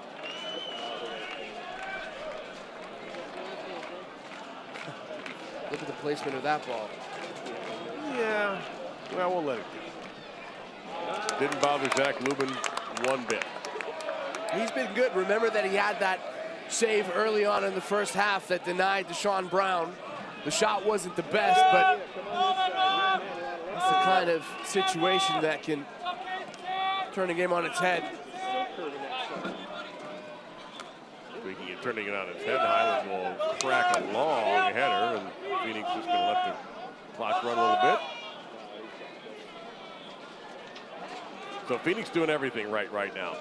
They get a player kicked out of the game in the 29th minute. Doesn't bother them. They end up outscoring OKC with a man down. They do it on the road. This is a tough team to beat at home. Always has been. OKC has a great home field advantage. They'll have a 4-2-2 road record. Be the 9th win for Phoenix. Their goal differential will now go to +26. And they have scored 41 goals this season, ahead of last year's pace by a lot.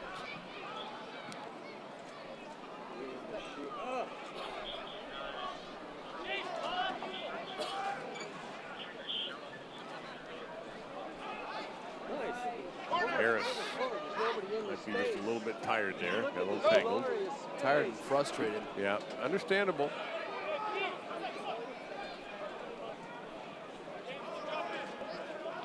MLS Supporter Shield winner with FC Dallas.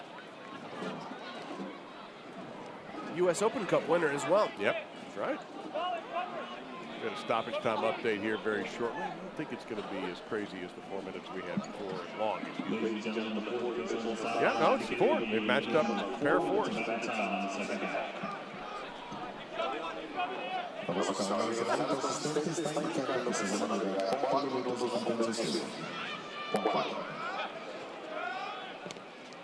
Long switch to Gordon, beautifully done.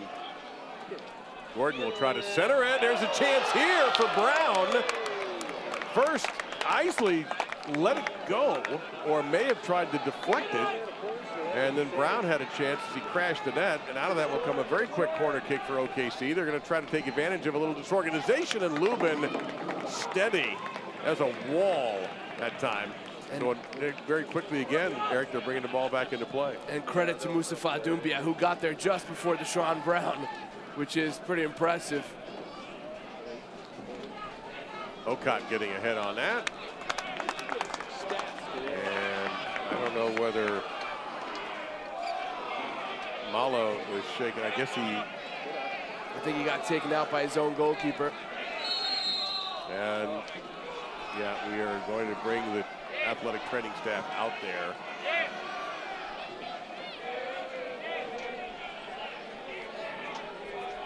So he keeps tapping his right shoulder.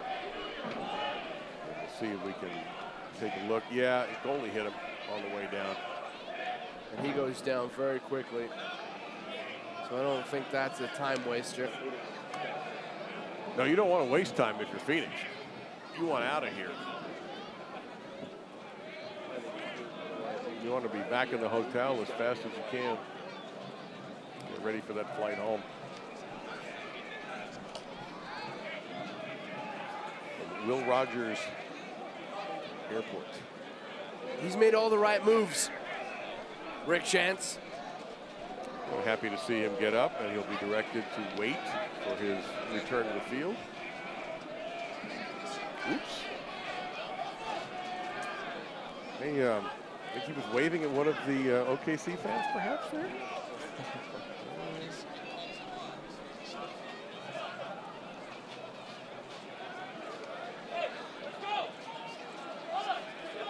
So he'll be brought back, I'm sure, very shortly. Yep, and he's waved on right now. So OKC will drop to 5-5-7. Their goal differential will now go to -3. They're going to be watching the rest of the Western Conference results tonight to see how their standings will look when everybody wakes up on Sunday. They'll have better nights without question, and they'll have a full team soon, as will others in USL, including Phoenix for that matter. But they ran into, the expression is, they ran into a buzzsaw tonight with this Phoenix team. It just is so good right now, just playing beautifully. They took every punch OKC had. They threw many more back at them, and they survived being down a man from the 29th minute on. And they could have very easily collapsed. It was a bad call in the second yellow.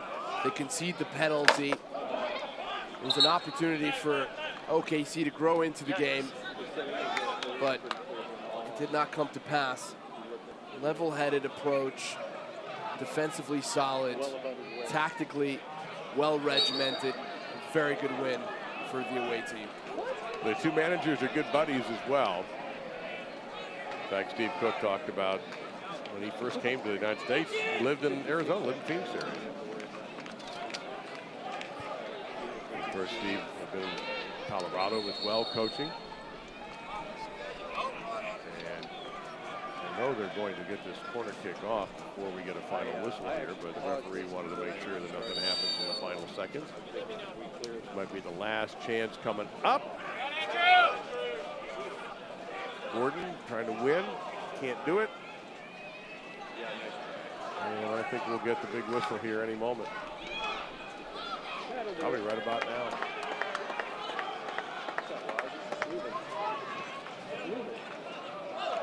I think long after we get contact with this ball here from Lubin, this will be it. Now perhaps the little injury timeout we had there will add to stoppage time, but it's not going to matter. And there it is, the final whistle, and a tremendous win for Phoenix with quite a bit going against them, and it didn't even seem to matter. 4-1, Phoenix rising, the winner tonight. They get to 3 points. They get a 7th straight victory tonight, and they do it in such impressive fashion. Tonight's postgame is brought to you by Dental Depot.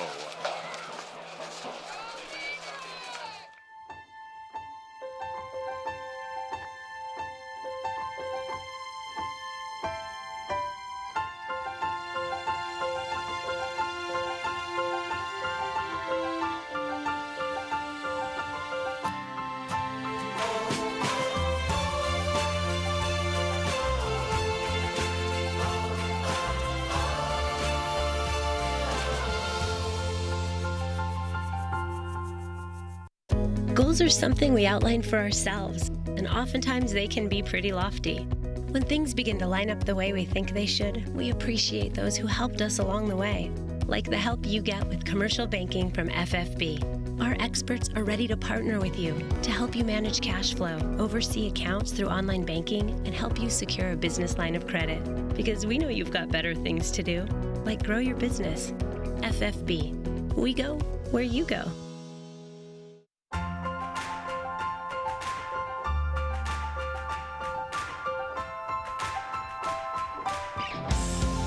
Mercy helps the energy get to the top of their game. We can help you get to the top of yours.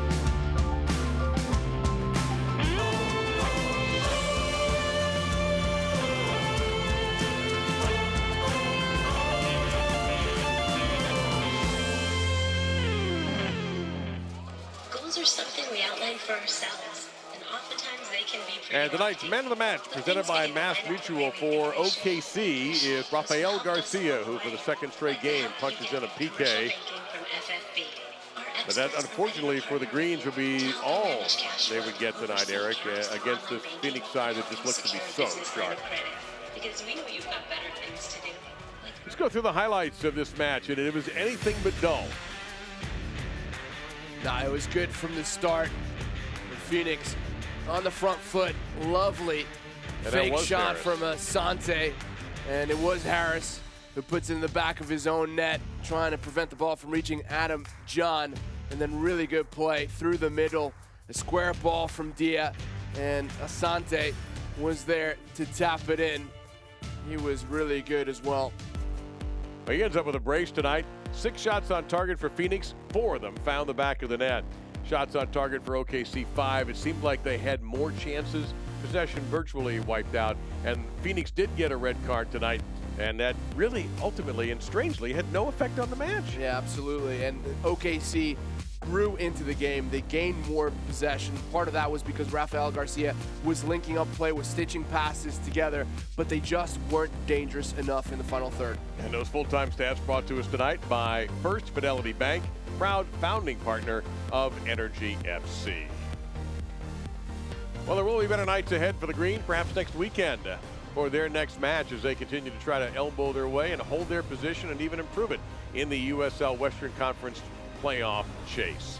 That will do it for our match tonight. Phoenix rising with a 7th straight victory, 4-1 over the Greens of OKC. For my partner Eric Krakauer and our crew, I'm Dave Lamont. We thank you for watching the USL and ESPN+.